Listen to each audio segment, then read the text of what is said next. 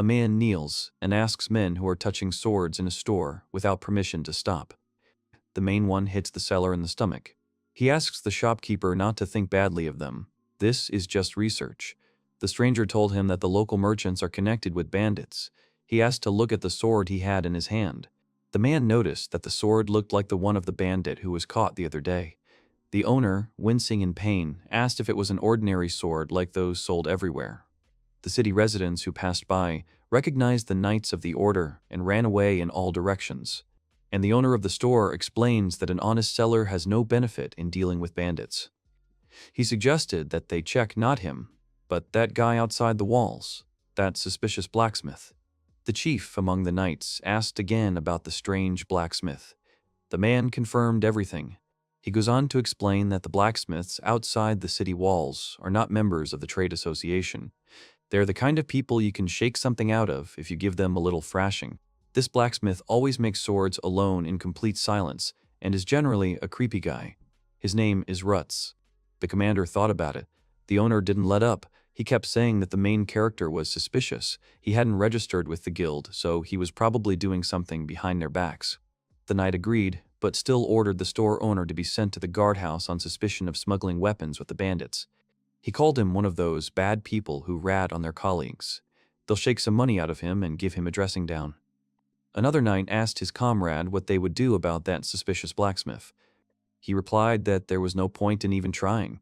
He couldn't smell money. And what about touching a blacksmith behind the walls?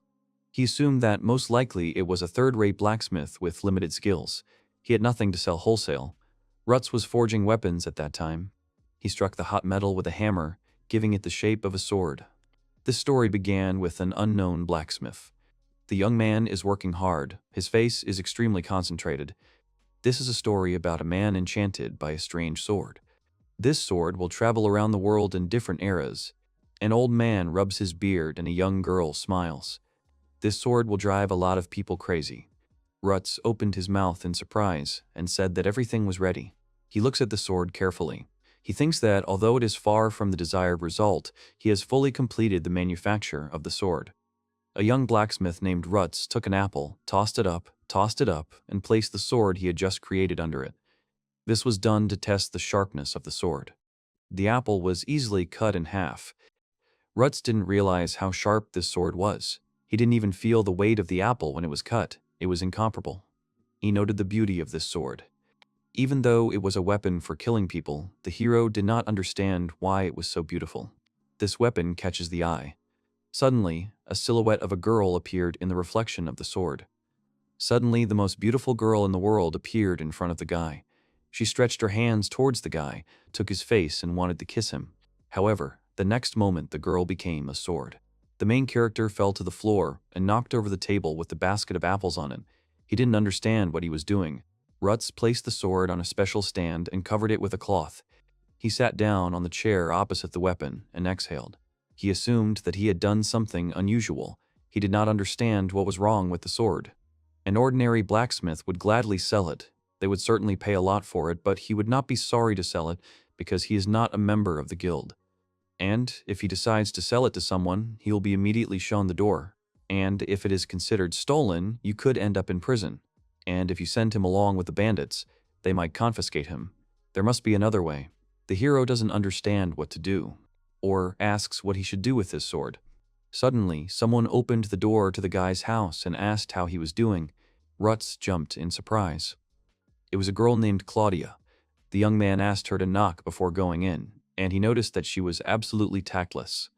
The girl who ruins her beauty with her talk, Claudia. She is a curious dealer who does not just buy things from blacksmiths. And the hero doesn't have many customers. The young man told the girl that he was done with the orders, so she could rummage around as much as she wanted. The girl stroked the guy's head and said that she was just in time. He probably had something convenient to try. Claudia began to swing the axe. Upon closer inspection, she said that it turned out well. Rutz noted that she was very attentive to quality. The girl said that she was taking all the axes that the guy had. She asked him to help her load it all into the cart. He got indignant and asked why he should. She didn't let him finish and said that she was a fragile girl. He didn't want to make her load 20 heavy axes herself. The guy banged on the table and remarked that Claudia was an unpleasant lady. She, in turn, noticed the sword, which was covered with cloth. She approached the guy and asked if this was his new creation. Rutz pushed it aside and said that it was not for sale. She replied that the question of whether it was for sale or not should first be decided in negotiations between the seller and the blacksmith. She pushed the guy away and removed the cloth from the sword. The weapon appeared before her in all its glory. Claudia blushed.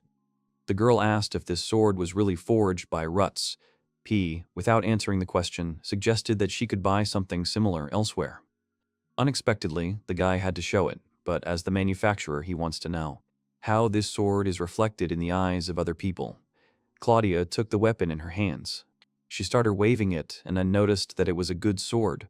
Cool, looked convincing. She felt like a master just holding it in her hands. Rutz asked her to be careful. If she was not careful, she would get hurt.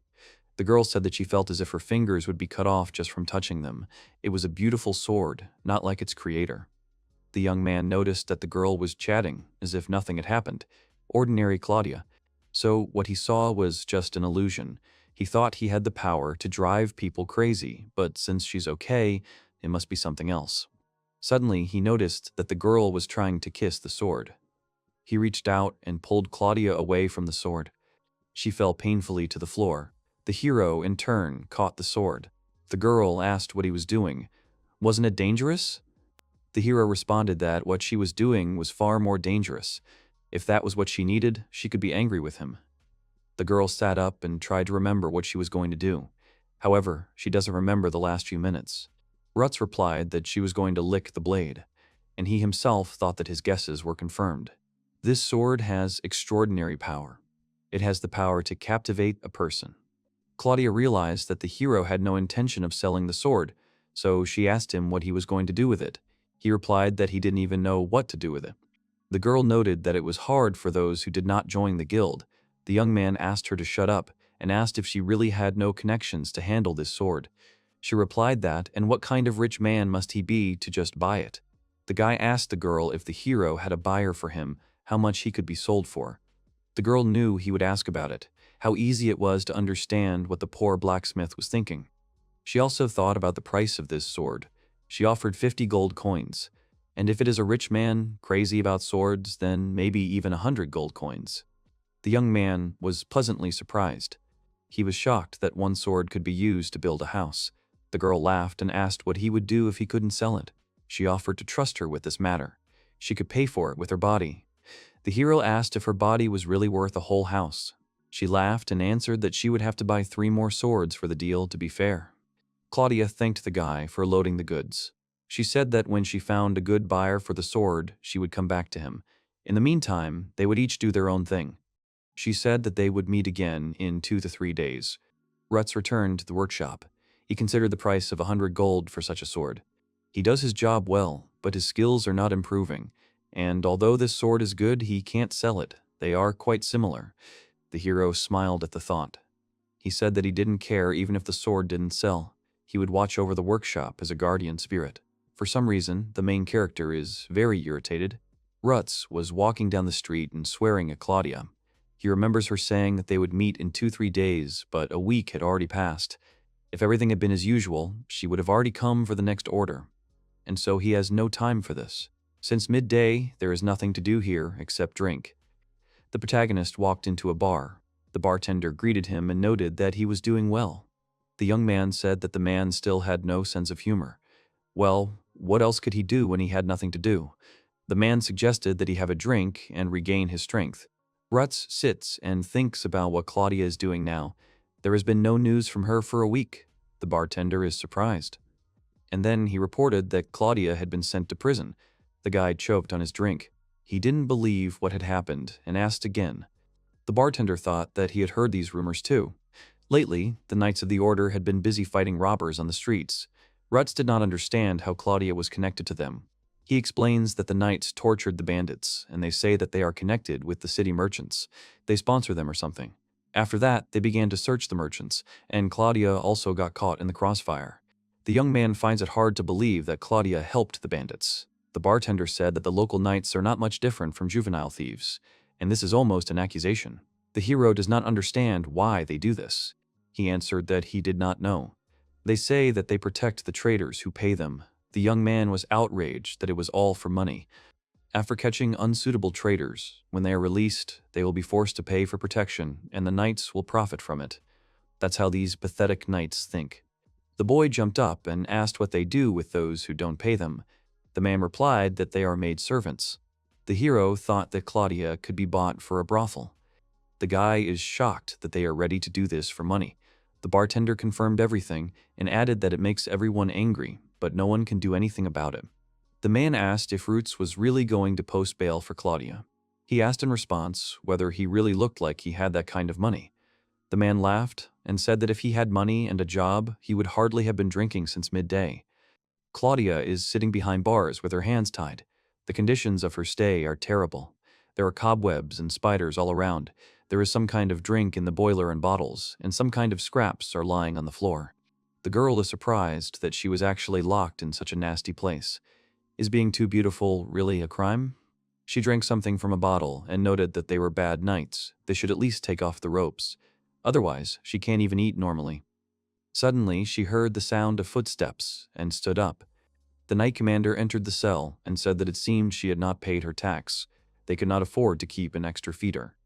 Fortunately, as a woman, she is not bad. The man began to look at her. He said that they would sell her to a brothel. But before that, he offered her to live as a prostitute. Now they would test her in action. Claudia sarcastically thanked them for appreciating her beauty, but how could they encroach on an ordinary city girl? If the higher-ups find out about this, it won't be good. He agreed and said that they shouldn't leave damage on the goods. But there are ways to have fun without leaving wounds. The man didn't grab her by the face. He told her to be a good girl. She was imprisoned anyway, and no one would hear her. She wanted to start screaming, but he covered her mouth and told her to be quiet. If she bites, they will beat her until she loses her pulse. Suddenly, Rutz ran into the cell and told them to stop. Claudia was surprised to see the guy. The girl said the guy's name with tears in her eyes. The knights were indignant and asked who it was and what he was doing there. The young man replied that he had come to look after her. He then went on to say that he had come to post bail for her. The commander said that the bail was 20 gold. How could such a poor man pay? He replied that he had no money, but instead he pulled out a sword, which the girl valued at 100 gold. The knights were amazed that he had a sword. They also began to take out their weapons. Rutz asked them not to force him to take their lives. He didn't come here to cause trouble. He would give them the sword in exchange for Claudia. The girl didn't understand what the hell he was talking about. Wasn't this the most precious thing to him? The knights laughed and asked if this sword was really worth 20 gold coins. The hero agreed, and Claudia asked him not to be reckless. The guy swung his sword and struck. He hit the bottle. However, at first, nothing happened. The commander realized that the guy was not threatening them. He really wanted to negotiate. Suddenly, the bottle the guy had hit split in half and the top part fell to the floor. The man was surprised. The bottle didn't move at all, and it split exactly into 2 parts. This sword cut so smoothly. Rutz guessed that the main gentleman was the 2nd or 3rd son of a poor noble. If they missed this opportunity, such a sword would be lost. When would they have another chance to get something like this? One of the knights noted that this was indeed a worthy sword. The man said it was fascinating. It must have magic in it. They would have to work their whole lives to get such a sword. The boss admitted that the sword was worth its money and told me to give it to him. But Rutz is not so simple, and first said to give Claudia. He agreed and grabbed the girl by the scruff of the neck. Then he threw her into the guy's arms. Then he demanded that she give him the sword. The hero had the feeling that he was giving his good daughter to a freak. But there's nothing to be done about it. After all, it has to be used in combat. The man caught the sword. The knights began to examine this sword. They were delighted. Rutz told them that he had honestly paid the bail, and it should be called a sword, not a blade. Rutz and Claudia are walking down the streets. The girl smiles, and the guy thinks that he has had a hard day. They are walking through the market. Someone is selling vegetables. The young man thinks that he is very tired, and his stomach is empty. He hopes to wrap himself in a blanket in his bed as soon as possible. The girl continues to follow him. He turned to her and asked why she was following him. Wasn't her house on the other side? She replied that she no longer had a home, no cart, nothing else. She had to give everything to those knights. So she asked the guy for permission to stay with him. He didn't understand what she was saying.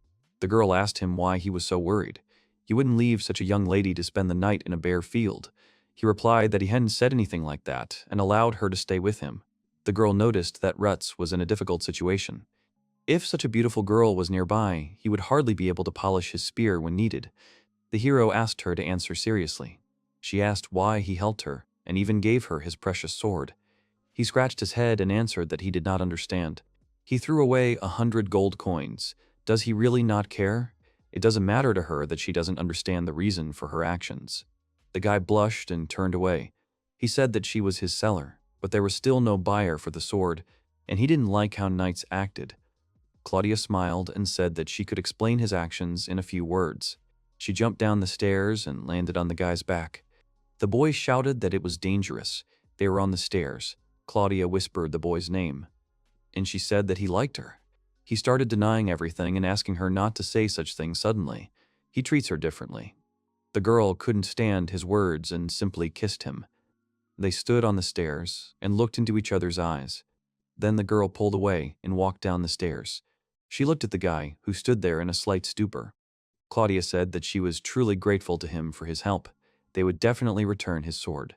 Now they had better think about what she could do with her hands instead. The boy blushed.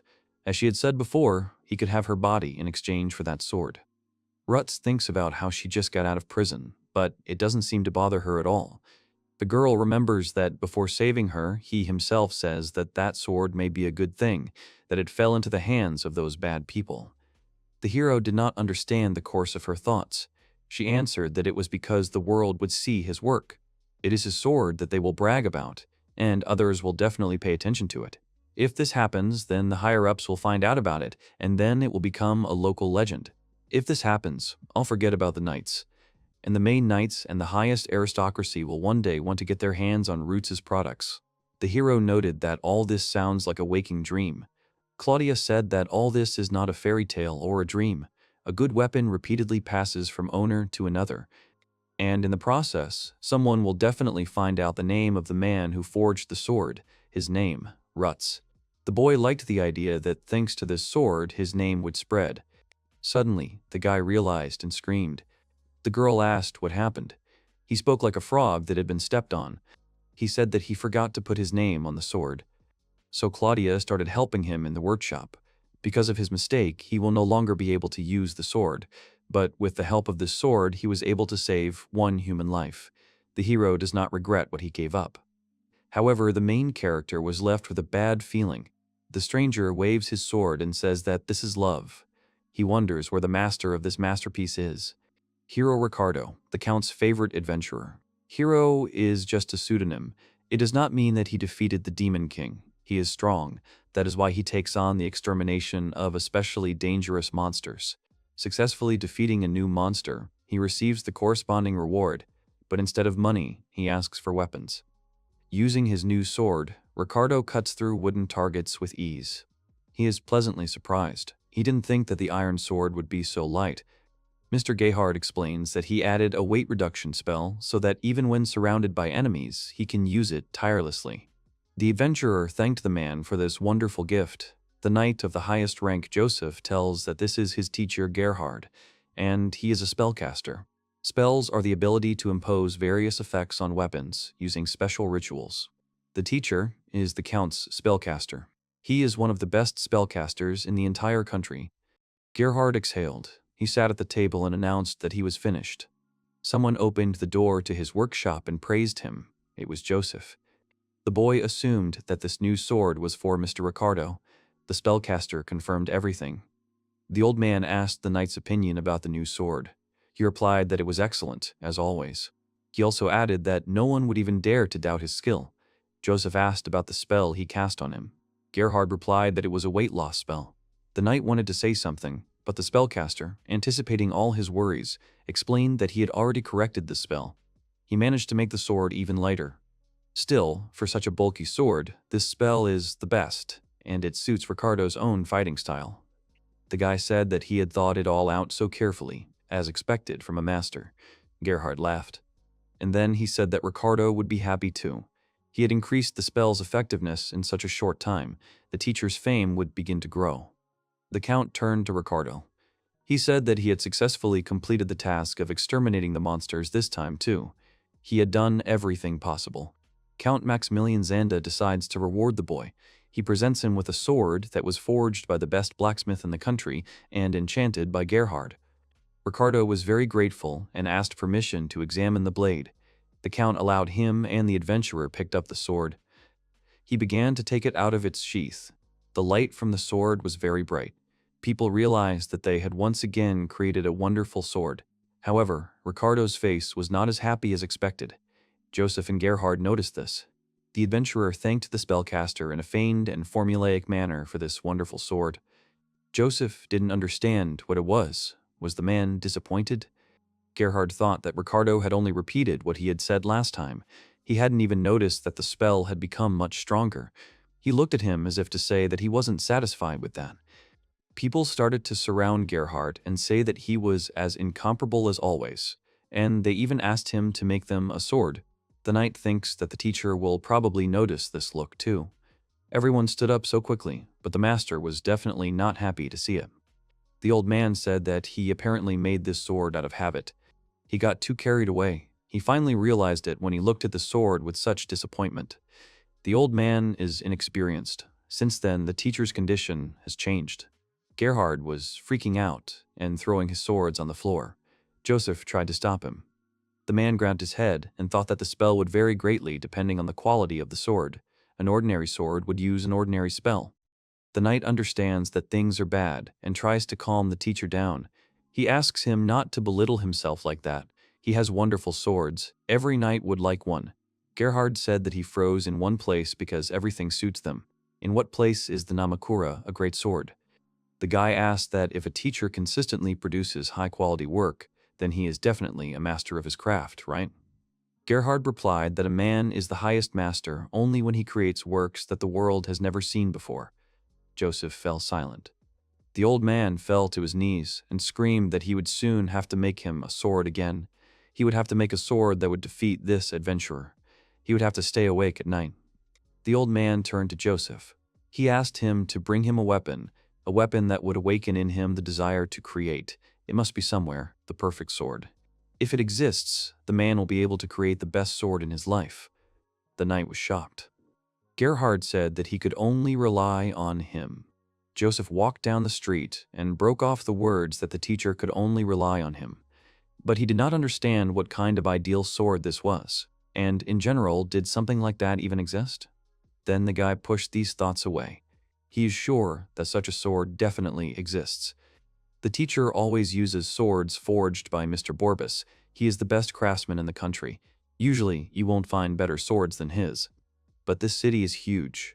If you search, you can find the sword you need. There should be unknown but talented craftsmen here. He must find such a good sword and a good craftsman. At the weapons shop, he was told that there were no swords that were better than Borbus's.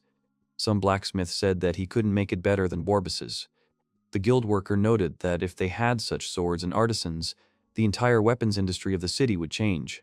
The guy went around to all the blacksmiths in the city and found nothing. Come to think of it, it's not that easy to find a good sword in these parts. The teacher and Mr. Ricardo have too keen an eye. To satisfy them, a sword almost the Count's treasure is needed.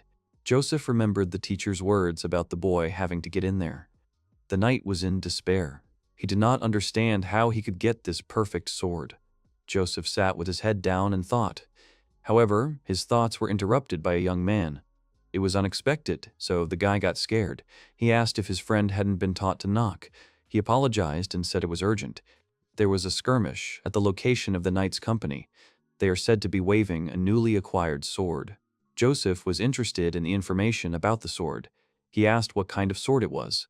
The guy replied that he didn't know the details, so he'd better go himself. Joseph and his friend ran as fast as they could to the scene. The guy asked what they had done there. The other knights began to complain about their commander. They explained that he decided to appropriate the sword that they received together. Joseph didn't understand what it was. He had never seen such a thin sword. Was it really a foreign something? He continued to shout that it was his sword and he would not allow anyone to touch it. One of the knights shouted that they had all got the sword together. Joseph did not like this statement and asked what together meant. the knights realized. The boss had heard everything. They had seized the merchants on flimsy grounds and were forcing them to pay an unreasonable deposit. He realized that this is how they got this sword. What they did was stealing. Joseph noticed that they couldn't even be called knights. He wanted to confiscate the weapons. But the scarred knight told him to shut up. He waved his sword and a beautiful girl appeared from there. Joseph was shocked. The lady put her arms around the knight's neck. His gaze was wild. The apprentice of the magic caster, Gerhard, was surprised that a woman appeared from the sword. The knight said once again that he would not give up the sword. The comrades tried to calm their comrade down, because these were not toys for him. Joseph was still trying to figure out who that ghost, like woman, was behind him. She appeared when he took out his sword.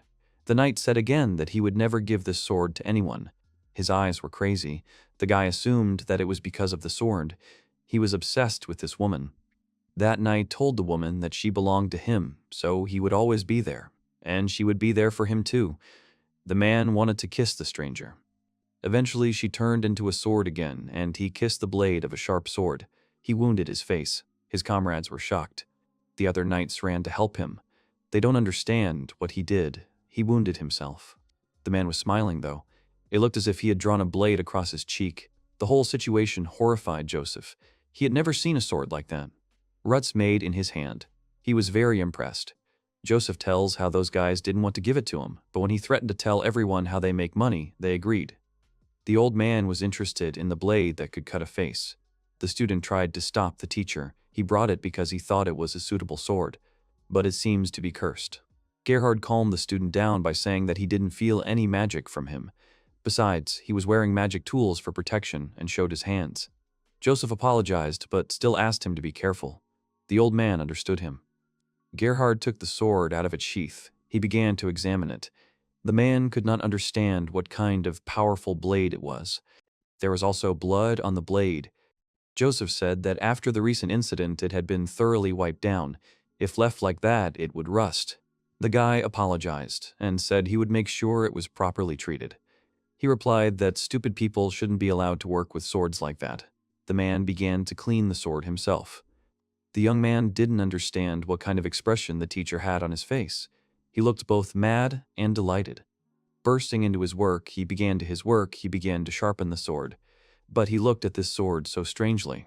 The knight realized that the atmosphere was the same as with the man who cut himself. He noticed how a hand appeared from the sword. Could it be an illusion again? He's not just sharpening the blade, he's like caressing that woman. Gerhard sees his reflection in this sword. Joseph asked if the master was okay. He seemed to be very excited. He agreed and added that he didn't remember much of what happened, but he understood something. He raised the sword up and said that this was love. The old man looked inspired. Sir Joseph repeated his words about love. He was very unsure. Gerhard explained that he had a feeling as if he had created the best work of his life. Only a master can experience this feeling. Even the king and the Holy Father are not able to feel it. Joseph is glad that the teacher is inspired again. This way he can create the best sword in the world. Gerhard noticed that the apprentice had helped them meet this sword. He needed to start the ritual right now. Gerhard said that he would put a spell on the sword, and added that it would be good if the owner returned already. The boy wanted to stay and help the teacher. However, the teacher said that he wanted to concentrate alone. If he was distracted, he could damage the sword. The knight asked the teacher to be careful. He doesn't know what might happen because it's a terrible sword. The man placed the sword on a special stand and placed it on a cloth on which a special pattern was painted.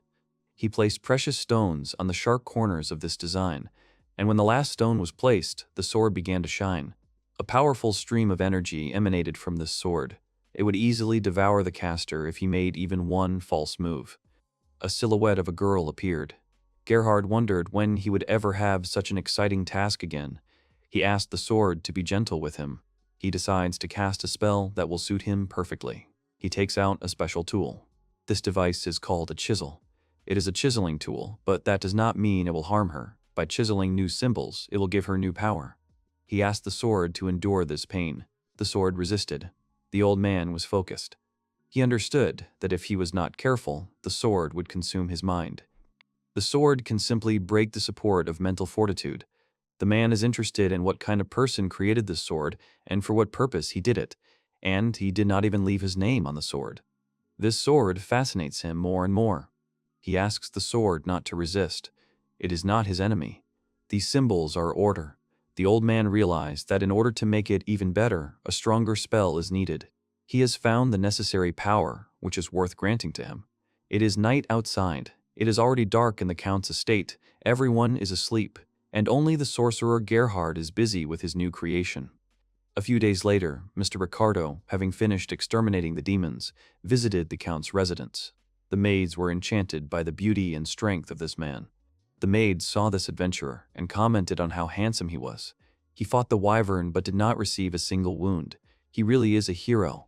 The girl wonders what sword the Count will give him this time. Ricardo thinks that this time the reward will be another of Gerhard's magic swords.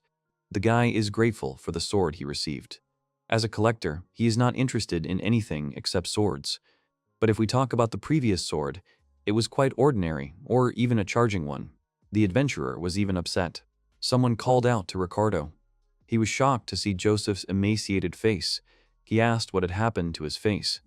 The knight asked him to accept the bracelet. The boy did not understand what kind of bracelet it was. Gerhard's student said that for this brilliant victory, he was entitled to a sword again. Ricardo hesitantly thanked the boy. He explained that this bracelet is a tool for maintaining a psychological state. In order to possess a new magic sword, you must first put it on. Joseph himself almost lost his life. The adventurer realized why he had such a face and asked what kind of sword it was. The knight explained that this sword has a charm spell cast on it. It charms even the owner, not to mention the others, forcing them to bare their blades. Ricardo is surprised that this sword has such an effect even on him, a high-ranking knight. The apprentice of the sorcerer Gerhard confirmed everything and advised his comrade to refuse this reward. The power of this sword is incredibly scary. The adventurer said that it was impossible. This sword was prepared especially for him. If he refuses it, it means that Mr. Gerhard will lose his face, and he himself thinks that he can't refuse after hearing something like that. His soul, a man obsessed with weapons, won't allow him to do that. Joseph knew he would say that and advised him to put on the bracelet first. Ricardo thinks that such a majestic man, he, the man who slew ranks of demons, cannot simply be bewitched by some magic sword. The Count said that Ricardo had done him a great service by defeating the strongest monsters. He called the boy a protector of their lands and a true hero. The adventurer was not pleased when they praised him like that. He said that they flattered him too much. The Count asked Gerhard to give Ricardo his reward. The spellcaster looked at the guy strangely. He became wary.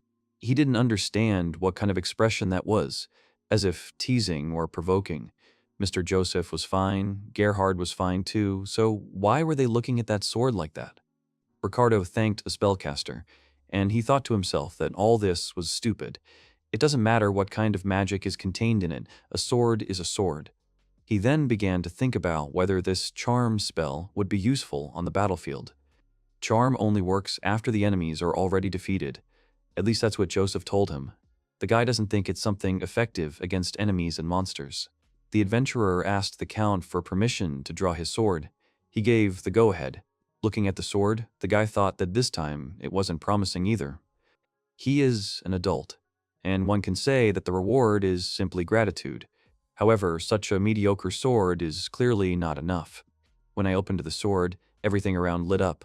The adventurer did not understand what this sweet aroma was.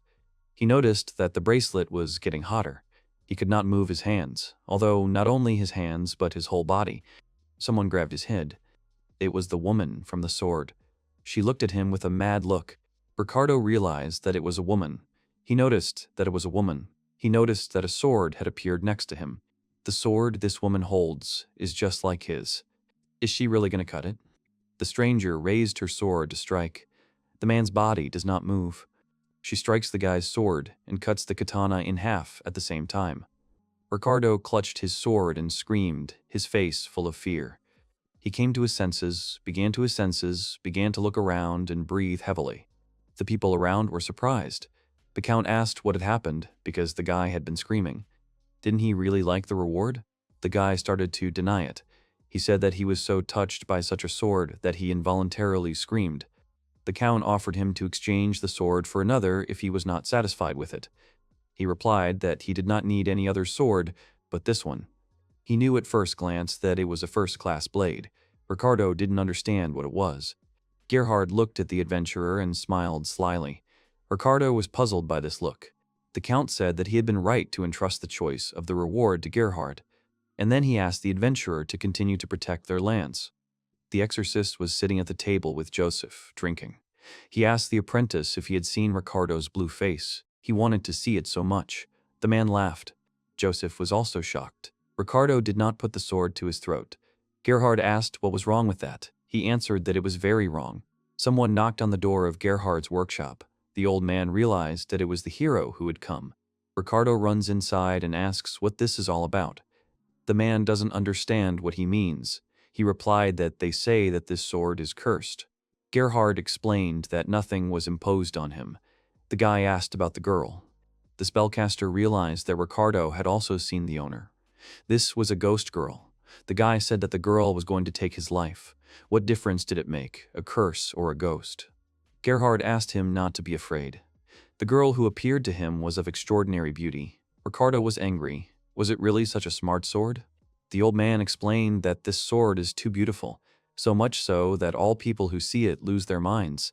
When he cast a spell on it out of pure curiosity, it turned out to be an incredibly powerful magic sword. Ricardo was outraged. The spellcaster offered to give the boy back the sword if he wasn't going to use it. Instead, he would give him a regular, mediocre sword. Ricardo refused. Gerhard thinks that no matter what the threat, a good sword is hard to let go of. He prefers the best masterpieces to be owned by the best owners. Therefore, this sword should belong to the strongest.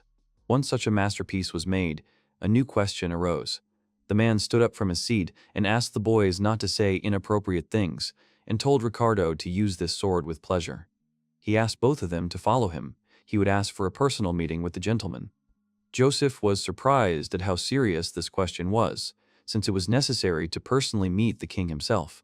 He did not understand what the teacher had in mind. The Count asked again about what Gerhard had said. He asked him to give them a bit of his time. He asks him as a purely professional spellcaster. Ricardo and Joseph were shocked by the words of the master spellcaster. The king assumed that they were now dissatisfied with the reward.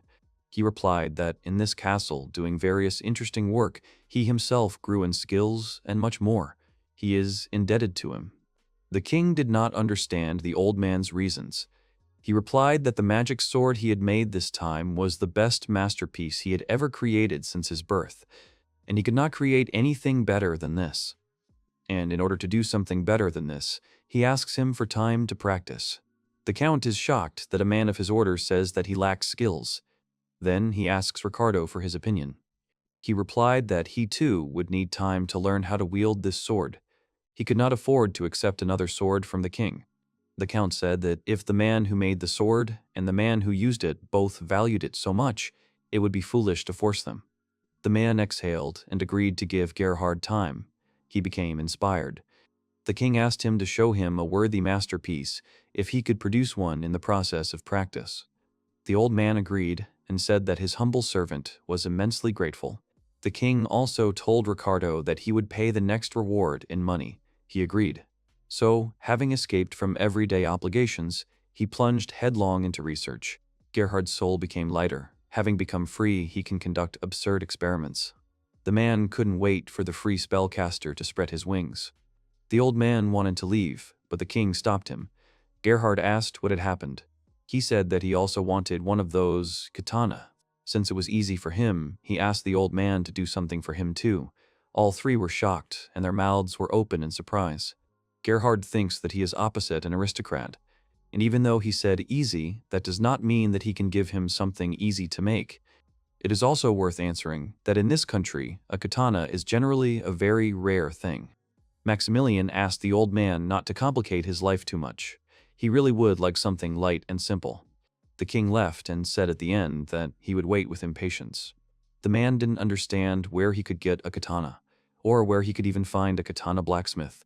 As a result, will it be found in this country, or will it have to be looked for in other countries? Rutz was clearing away the dishes at this time. He thinks that since Claudia came, the amount of food that needs to be prepared has doubled, but the number of working hands has also doubled. It's good that such hands have appeared. The guy smiled at his thoughts. Claudia came back from somewhere and said that they had work. The hero asked her to be gentle with the door. The girl told him that an order had been placed for 5 daggers for 80 silver coins, an order from the knight's prison. Rutz was surprised that she herself had recently been sitting there and had simply shown up there for work. Claudia told the guy to better thank her for the merchant's courage in returning to such a vile place for the sake of his partner. The young man was grateful to her, of course, but wasn't it reckless? She asked him to calm down, and added that she had heard some interesting news. The knights who had taken the katana had quarreled over it, and they said that the superior had confiscated it. The girl wonders who has it now. Maybe it is in the sheath of some aristocrat. The hero, of course, is interested in where his katana is now, but he has something even more important. Because he lowered his katana, he can admire this smile every day. The boy looked at Claudia, who smiled brightly. Rutz thought that this sad sword was driving him crazy. Now he wants to protect this life together with Claudia. The sellers of weapons, A, B, C, and D, all denied having katanas in their stores. Some did not even know what a katana was. Gerhard says that this same katana had an original owner. Isn't that obvious? Joseph said no. The man started shouting at the student and insulting him. He asked him not to be angry with him. Gerhard asked to find him the blacksmith who made this katana. Their shouts were so loud that all the passers-by heard it and were surprised. Rutz informed Claudia that everything was ready. He showed her the 5 daggers he had made. Claudia asked if it was true that they would be paid 80 silver coins for them. Rutz, shocked, asked again what the price was then. She was indignant, what 80 silver, because for such a thing you can get as much as 5 gold. Claudia insisted that it couldn't be left like that, since the merchant himself had acknowledged the quality. But Rutz replied that the deal had already been made. He explained that the skill of a blacksmith is the ability to maintain quality within the asking price, and he does not worry about lost profits. She called out to Rutz and confirmed that they were indeed going to sell daggers. The girl asked Rutz why he went with her, since she could have handled it herself. Rutz replied that the negotiations would be easier with the swordsman. After all, these people had already put a woman in jail on false charges. Rutz explained that he couldn't let her go alone. She said he cared about her too much. Claudia is worried that these people might remember them. He asked him to stop, afraid that they would be overheard. She suggested that they just sell the goods and leave. They burst into the tavern. The girl loudly announced that she had brought the order. The men were delighted, anticipating drinks and cards. But the girl said that first she would show them the goods. She ordered everyone to look at the blades, jokingly ordering them to raise their hands up. One of the men pulled out a dagger. The blade flashed blindingly. The men admired the dagger's gleam. They were amazed to find that the blades were sharper than their swords. The old man suggested testing the sharpness of the swords. The other adventurer angrily ordered him to stop, because you can't point a blade at people even as a joke. The girl told Rutz that they, of course, liked it because the blades were simply excellent. The price was announced in the hall at 80 silver coins. Rutz's companion said that they had made a very good deal. Suddenly, the same customer called out to them, asking them to wait a bit. Rutz and his companion turned around in surprise. The merchant said, "Are these daggers really worth 80 silver coins? He will only pay 60 for them." The man said that the sheath and the pattern were too simple after all. The girl asked if he wanted the price to be reduced and apologized, saying that she was in business. The merchant exclaimed in rage that it would be ridiculous for him to pay such a lot of money for such a cheap thing. He would not buy it unless Rutz lowered the price. The girl said sarcastically that it was dear customer and said that it was, of course, not the best product, but still. Rutz said they were canceling the deal. The merchant asked in shock why. Rutsu said about their agreement and that he could not keep his word. The hero explained that he spent a lot of effort to create them, and their price was not 80 silver, but 5 gold. Rutz said that the merchant could not value the goods and demanded a price reduction, and he was not in the mood to sell daggers to such a rotten person. The merchant threatened the crowd that if they listened to Rutz, they would turn the blacksmith's ordinary business into a laughingstock. Rutz shouts that these are just words used by fools to justify themselves. Although Rutz was used to the katana and could have taken down one of them, he knew that if he took it out, the others would immediately attack. The hero understood that he would not be able to defeat them all in the minority. Moreover, he needed to protect Claudia. Suddenly, Rutz saw people buying his products with joy and gratitude. He couldn't believe his eyes. They actually bought them for 80 silver coins. One buyer even said he was willing to pay extra. Another asked if they shouldn't cost the full 5 gold. Claudia, hugging Rutz, said that it was true. She explained that it was a big job for the hero, and he just got carried away. Rutz had reworked and weighed everything many times, and that if they had known about it, they would have understood their value. The man said that he was still negotiating. The other customers told the merchant to answer for himself. They accused him of causing the deal to fall through. The man said that he thought for everyone, and the other traders reproached him for not asking for it.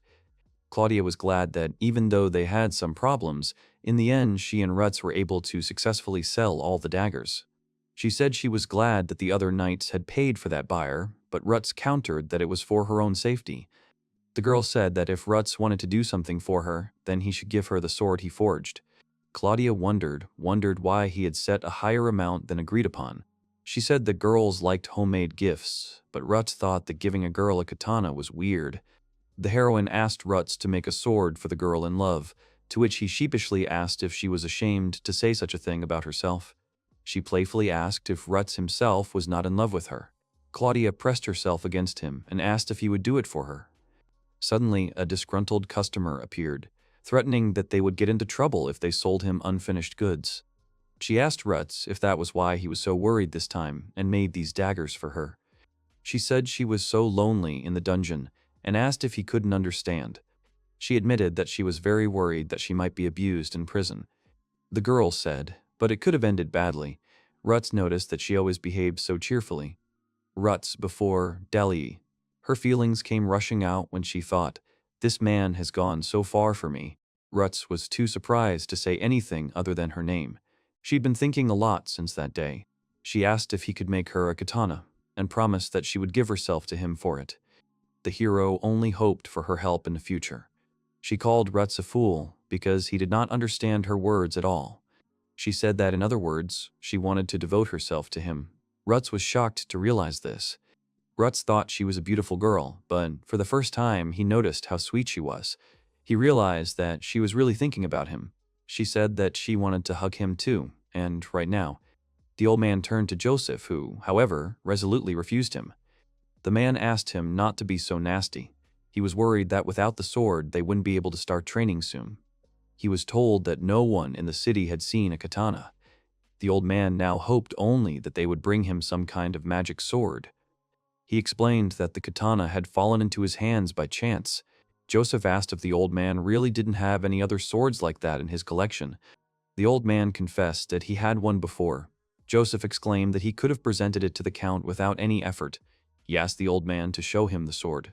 Joseph confirmed that it was indeed a katana.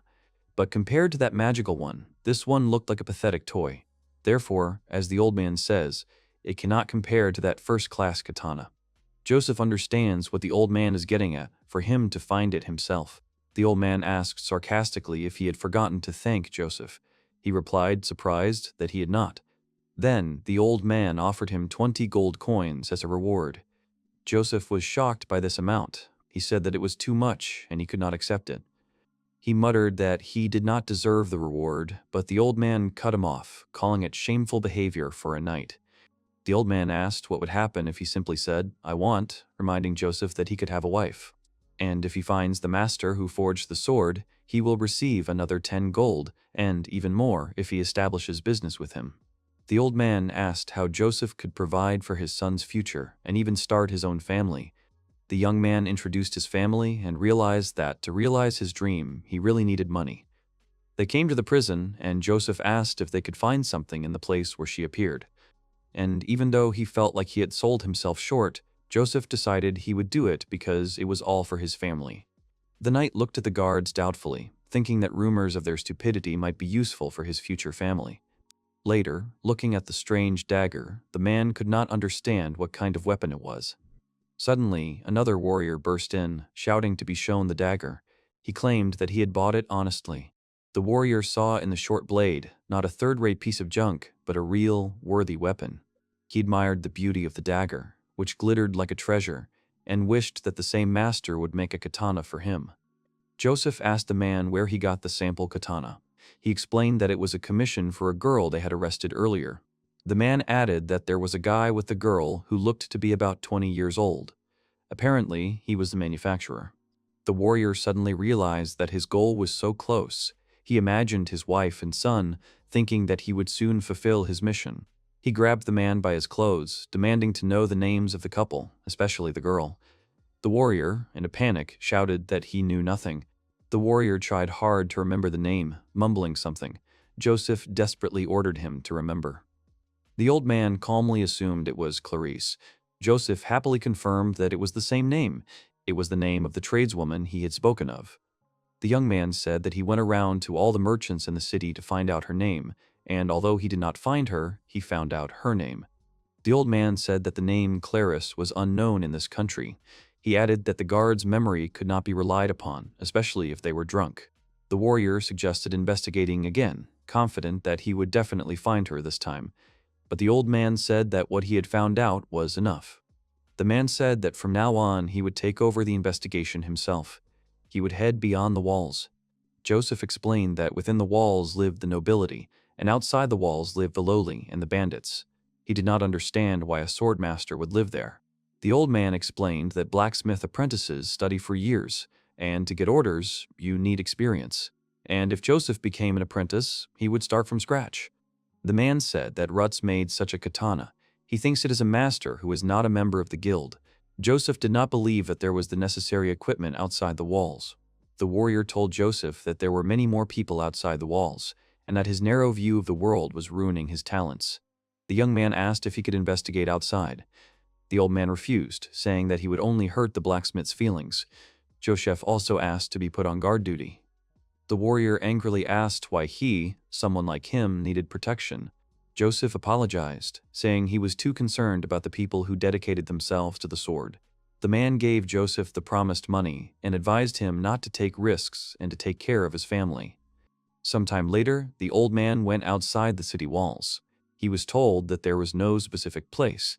He gathered information in bars, asking traveling merchants.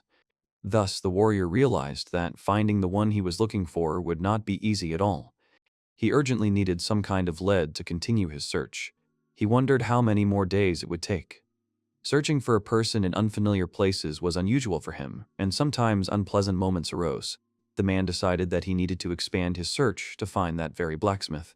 The old man assumed that the blacksmith needed tools, and perhaps this would help in the search. He remembered hearing something about this place. The boy said that this was a lumberjack village. It dawned on the warrior, there must be a blacksmith here who repairs axes. He saw two women at the well, one of whom said she didn't know anything. One of the women asked the warrior to wait, asking if he was talking about the girl involved with the man. The woman thought it was Claudia. The old man realized what her name was. The women confirmed that she was the blacksmith's girl, and that she was rumored to have gotten their boyfriend. The women vied with each other to tell how their husbands had taken axes from Claudia's boyfriend and were very pleased with his work. The old man asked where the girl was now. He was told that she usually came at the same time to sharpen the axes. He assumed that her boyfriend was also due to arrive today. Hearing the ringing, he immediately ran towards the sound. The old man saw Rutz and realized that this was the same man. He noted that he was indeed young. He noted that Rutz sharpened the axe in a good rhythm, without the slightest hesitation. Only a master could make such a sound. The old man realized that Rutz must be the one he was looking for, but he lamented that he had no other proof. Suddenly, Claudia appeared, exclaiming that the old man had a strange sword that looked like a short dagger. She showed the lumberjacks the shining dagger with a grin. She said it was a gift from her boyfriend and told them to look at it. The girl said that if they looked, they would understand everything. Her husband did not just sharpen axes, he was a first-class blacksmith. The man saw the glow of that sword and was sure. Without a doubt, it was he, the creator of that magical sword, who made it. The old man is shocked. Could he really be the creator of the magic sword? He has no doubt that it was he who made this Aikuchi.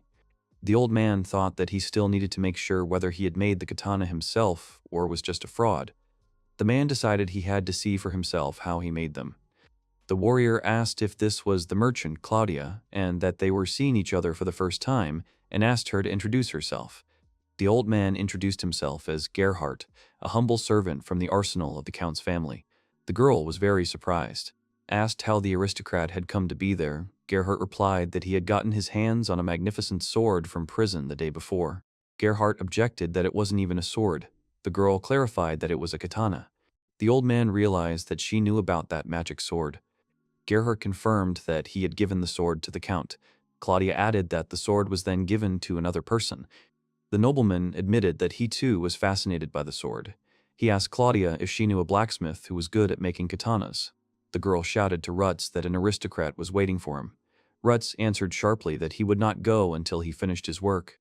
The old man noted that although the guy was rude, he definitely knew how to do something. Claudia thought that Rutz had reacted strangely. Finally, Rutz approached the aristocrat. He apologized to him for making him wait so long. Rutz introduced himself as a blacksmith. The old man replied that it was an honor to meet him and that he had come with an offer of work. The young man asked if he wanted to order a katana. The nobleman confirmed, but said he wanted to ask something first. He asked Rutz if he had accidentally made the very sword that ended up in the hands of the knights.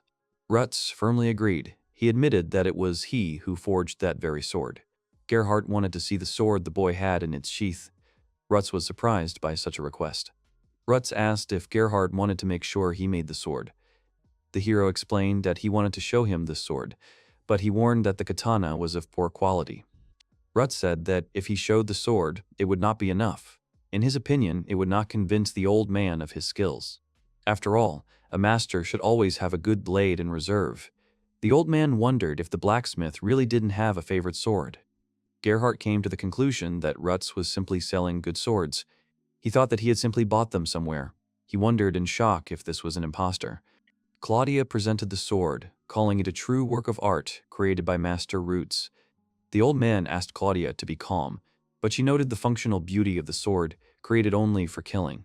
However, she felt a certain contradiction in the blade, as if there was some kindness hidden within it. Claudia countered that there was no contradiction, since Rutz had made the sword with love for her. The others doubted whether it was really his work. The old man wanted to see the handle of the sword, explaining that it should have the master's inscription on it. Claudia kindly offered to take a look, but suddenly Rutz shouted at them to wait a minute. Rutz asked not to look, assuring that there was nothing interesting there. Claudia asked if he had forgotten to sign the sword again. The hero replied that the letters were in place. Claudia demanded proof that it was really his work. Rutz panicked, telling Mr. Gerhardt that he hadn't even prepared the sword properly. Gerhardt reassured him that he knew how to handle swords. Gerhardt noticed how excited the young man was, thinking that this must be the sword's creator. He saw the inscription on the handle and decided to take a look. He was absolutely sure that it was not the blacksmith who did this, but someone else. The old man sarcastically asked the girl if this tender message was addressed to her. She was very embarrassed by his question. The girl laughed and asked Rutz what it meant. Rutz, covering his face, said that was why he didn't want to show it. He thought it was a great idea. Claudia exclaimed that Rutz must love her very much. He asked her to stop and not show the sign to everyone, while the old man continued to chuckle quietly. The old man realized that it was a love letter hidden in the handle. He decided that only the sword's creator could do such a thing, and that Rutz did not seem to have lied to him. Rutz apologized for the misunderstanding, referring to them. The old man said that now that everything was clear, he would like Mr. Rutz to listen to his request. He explained that he had another job to finish now, sharpening axes. The hero politely asked the men to come to the workshop later. He was asked if the work was not more important to the count. Rutz replied that he would lose authority if he broke his word. First, he would fulfill his promise to sharpen the axes. Gerhardt understands the hero and says that he will return later. Rutz will wait for him. The interlocutor apologized for having to talk about work. He asked Rutz if he could ask one question. Rutz asked, what exactly? The girl asked about the sword that Rutz had left in the order. She was interested in whose hands the blade had ended up after that. Gerhardt understood what they were talking about. The interlocutor insisted that they should discuss this first. He was sure that the new owner would also ask this question. Rutz was very surprised. The man said that the current owner of the sword is named Ricardo, and that he is rightfully worthy of this blade. After all, he is considered the bravest man in the country. Gerhardt asked if Rutz felt better. After all, if a coward uses a sword, he will not become great. Rutz replied that it is a blessing for the creator if a strong warrior has the weapon. The man declared that the sword was now even better. Better than when Rutz first created it, because he had, after all, cast a spell on it. He explained that the sword had become strange, demonic, and that it seemed to curse everyone around it to death. Gerhardt wondered if this hero, Ricardo, even knew how to handle such a sword. Rutz wondered if he had done something terrible, but the man told him not to worry about it. After all they could do was create swords. Gerhardt said he should just be proud of his work. Everyone was delighted, because Rutz had created a great sword. By the way, he was told that the Count also wanted a sword for himself. Rutz was asked what he would say to that. He was asked if he would do it. If he would do it, if he would make a sword of the highest quality for the Count. Rutz happily agreed. The man was pleased to hear a positive answer. He said he would cast a spell on the sword when it was finished, and asked if Rutz would mind if he took a look. Gerhardt noted that some people don't like their work to be touched. Rutz responded that, after all, a sword is made for the swordsman. Rutz explained that if the owner says the sword is too long, he shortens the handle. Ease of use is directly related to life and death. The hero admitted that he did not know how to combine his craft with sorcery, but he would be able to craft the sword according to its purpose. The man said that was great. He promised that he would do his best to provide the best of his skills. Rutz asked what kind of sword the Count needed. The man began to describe it. The old man said that the Count was not very good at martial arts. Rutz said that he would therefore prefer a sword that was not too heavy but looked good. The girl called out to Rutz in surprise. She explained that nobles with swords were gathering together, and there Rutz would put himself in an awkward position with a sword that was only there for show. The old man agreed that indeed, whether the sword was used or not, it must also be practical. Rutz muttered that it should be light, beautiful, and practical, all in all, an excellent sword. Gerhardt asked Rutz what he would say to this, and whether he could forge such a sword. The old man became angry, asking if Rutz was listening to him, since he was already in his own world. Rutz confidently stated that he could do it. He asked to give him 2 weeks, and he would finish everything. The Count replied that they would see each other in 2 weeks, and that he would look forward to it. Rutz tells Mr. Gerhard that he must have impressive fencing skills. He assumes that Gerhard is an excellent swordsman himself. Mr. Gerhard sadly agrees, replying that it was a long time ago. Rutz asks to take care of the sword, although he doubts that he will be able to create a worthy blade. He understands that one cannot create it simply by thinking about it. The girl asked Rutz what was the matter. She insistently asked him to answer, but he remained silent with a thoughtful look. She wondered why he wasn't happy, since he had just gotten the best job. Rutz hesitantly denied it. Rutz admitted that he was a little nervous, because he would have to deal with a nobleman. He thought that his life would change completely. Claudia reminded that the main turning point had already happened when Rutz threw his demonic sword at the order. She assured that she was always ready to help him.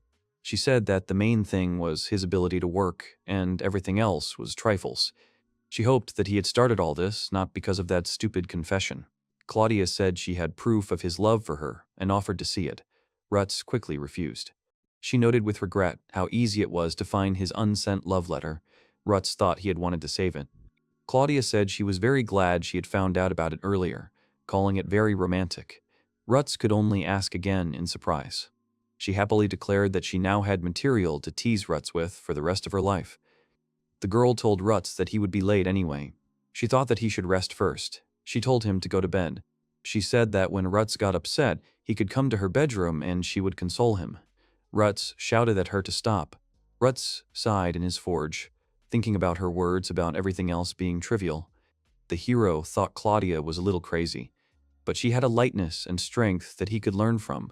He remembered that the client needed a sword to survive the first attack, so he needed a strong and beautiful blade. Rutz understood what the shape of the sword should be. All he had to do was strike. 2 weeks have passed. Rutz greeted Mr. Gerhard. He asked if Rutz had made the sword he had asked him for.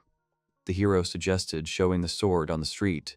He was sure that Mr. Gerhard would want to try it out. The old man admired what a beautiful sword Rutz had. He was completely enchanted by its appearance. Gerhard said he couldn't resist a few lunges. He asked Rutz if he could try out the sword. Rutz, of course, allowed it. The old man thought to himself how pleasant it was to lunge with this magnificent sword. He enjoyed every movement. Gerhard said he could hear the blade cutting through the air. He praised Rutz, saying he had made a wonderful sword. Rutz asked in surprise what was the matter. The old man asked if he didn't like the quality of the sword since it was first-class work. The hero replied that he also liked the result, but added that in fact the blade was not yet finished, since this sword did not even have a name yet. The old man cried out in rage that it had happened again. He shouted that he had already suffered enough because of the sword, which had no inscription on it. Rutz admitted that he was not good at coming up with names. The old man said that he wanted to take the sword home right now and demanded that a name be thought up and engraved immediately. The hero suggested calling it the Count's Sword, since it was made for the Count. The old man asked him to be more serious. Claudia told the old man that he was right. She explained that Rutz was completely incapable of giving names because he had no sense of beauty. She added that Rutz doesn't pay attention to the decorations. He thinks the sword is fine as long as it can be used. The girl asked Mr. Gerhard for his opinion. She suggested wind cry because the sword cuts through the wind. He replied that cry would be a better word. Claudia said that the name would make even demons weep at the sight of the blade. She suggested calling the sword Demon's Lament. Gerhard approved of the name, saying it was good. Then he held out the bag, saying it was the money for the sword.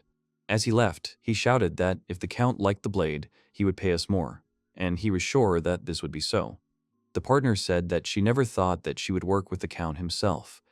Rutz replied that for him it was also like a dream. She said that now was the fun part, and suggested checking how much money they had received. Claudia noted that the bag was too heavy for 100 silver coins.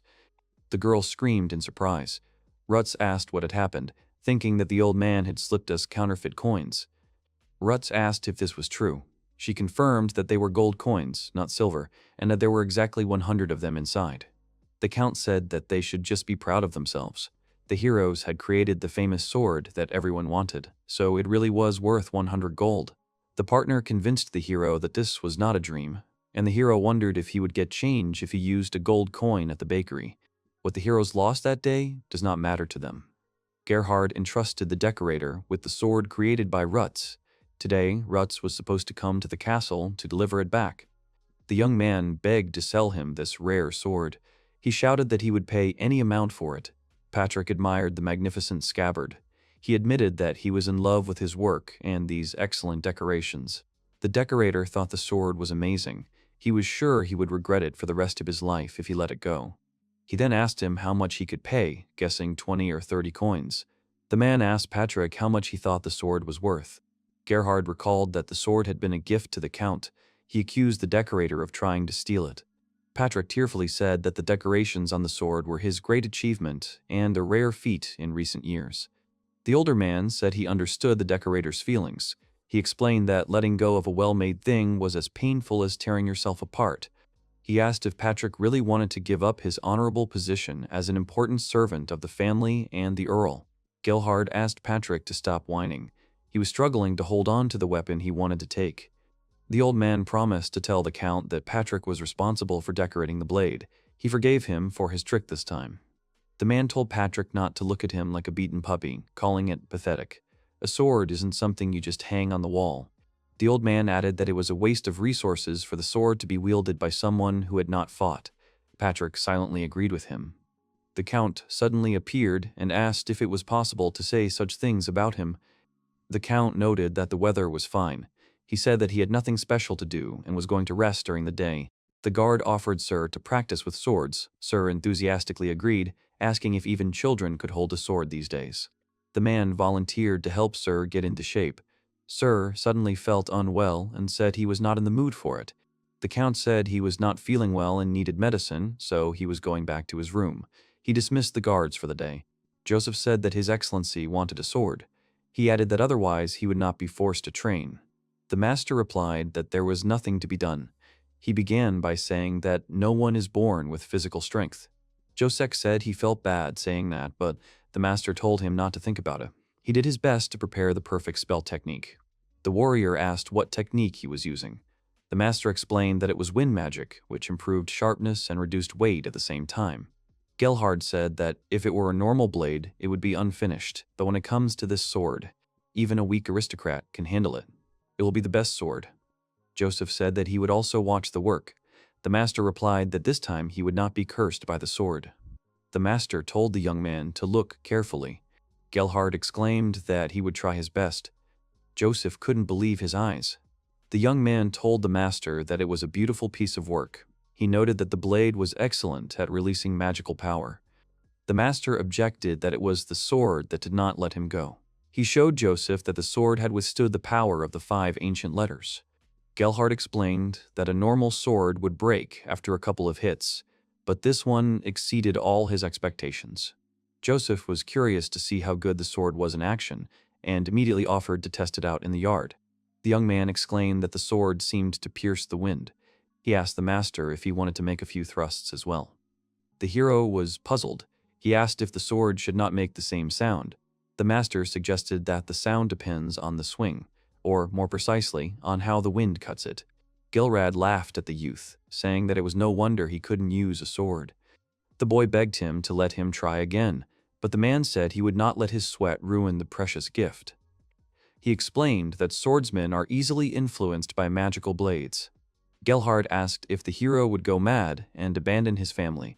Joseph replied that he lived for his master and family, but the master only told him to give up.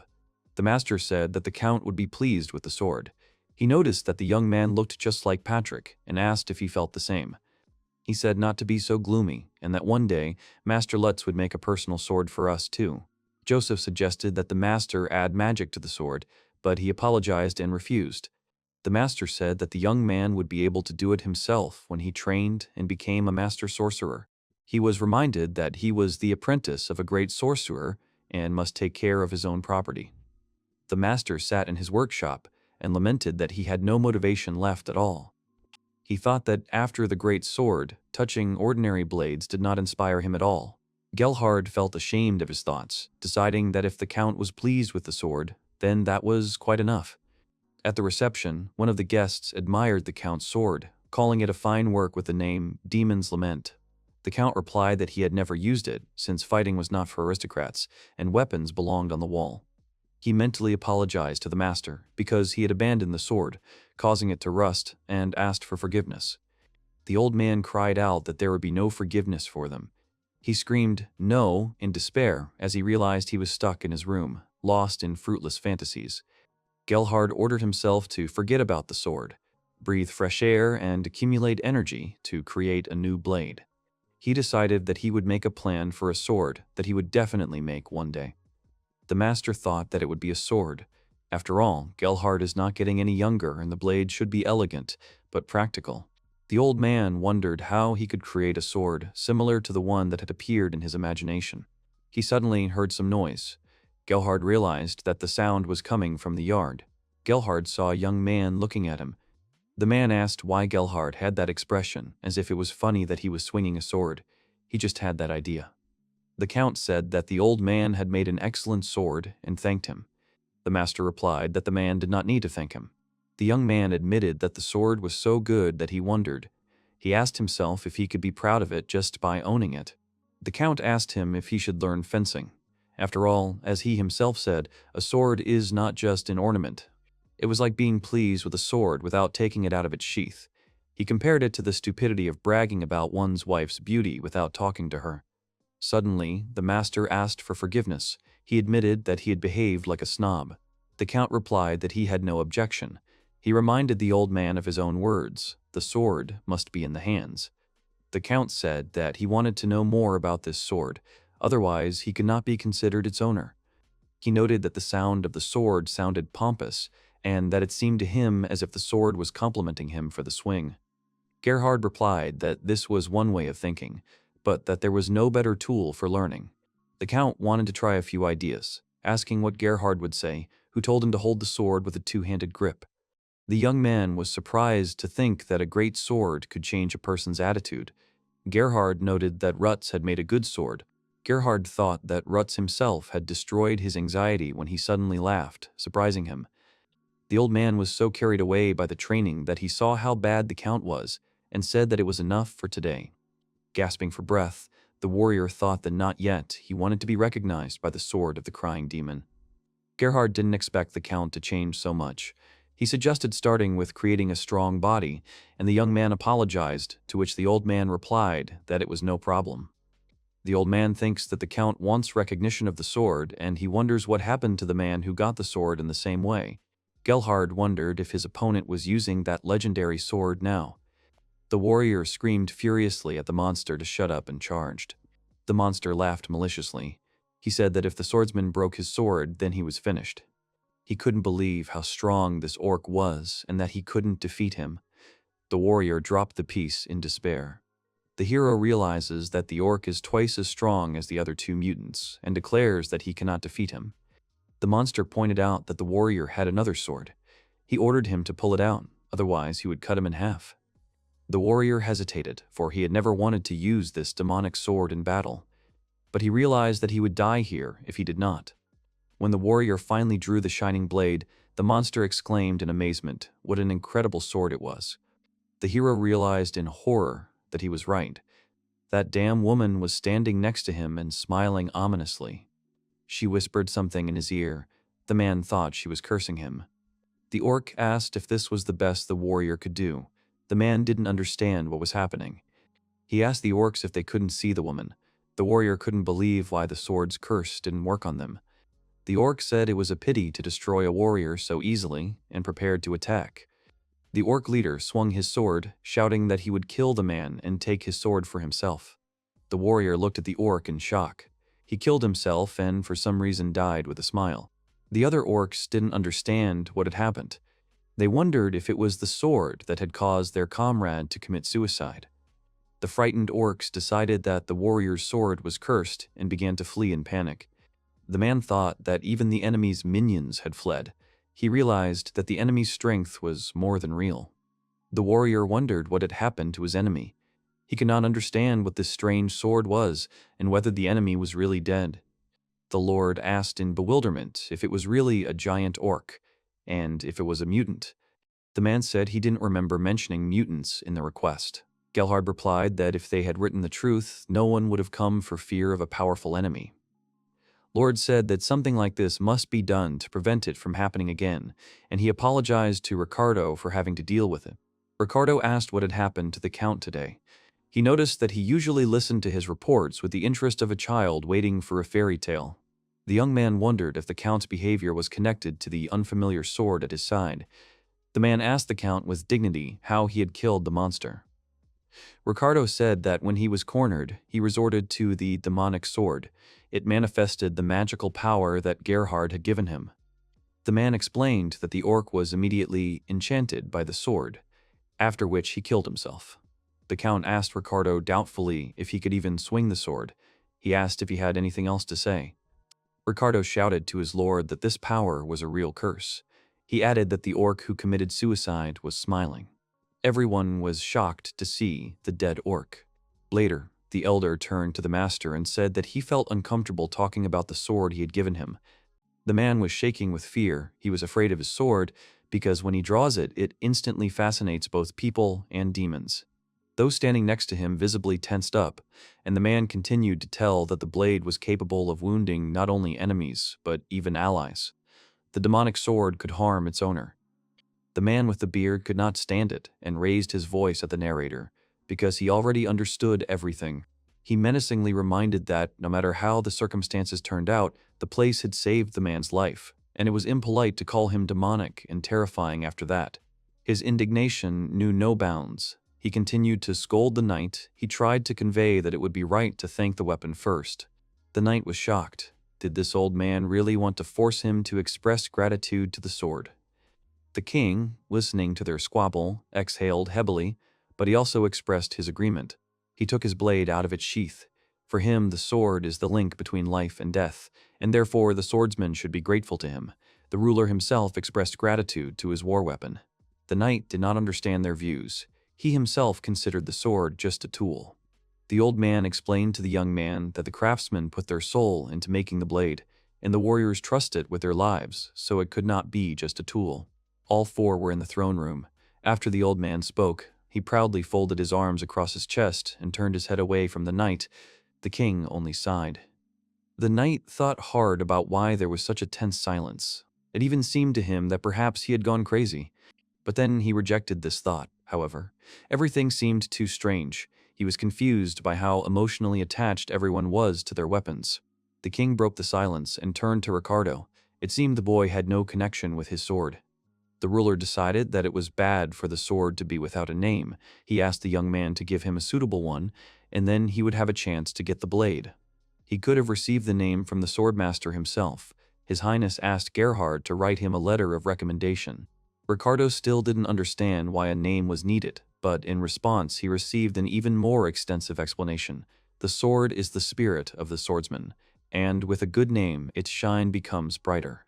The old man threatened the young man with his finger. This time he would receive a name from the blacksmith. He was interested in whether the guy understood everything.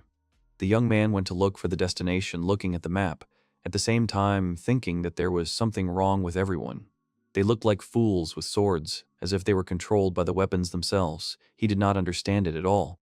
Arriving at the right place, he was preparing to knock on the door, but the thoughts in his head did not subside.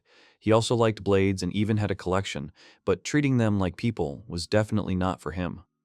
The boy decided that he would never become such a fool with a sword. The door opened, and a girl appeared in front of him. She asked the knight who he was.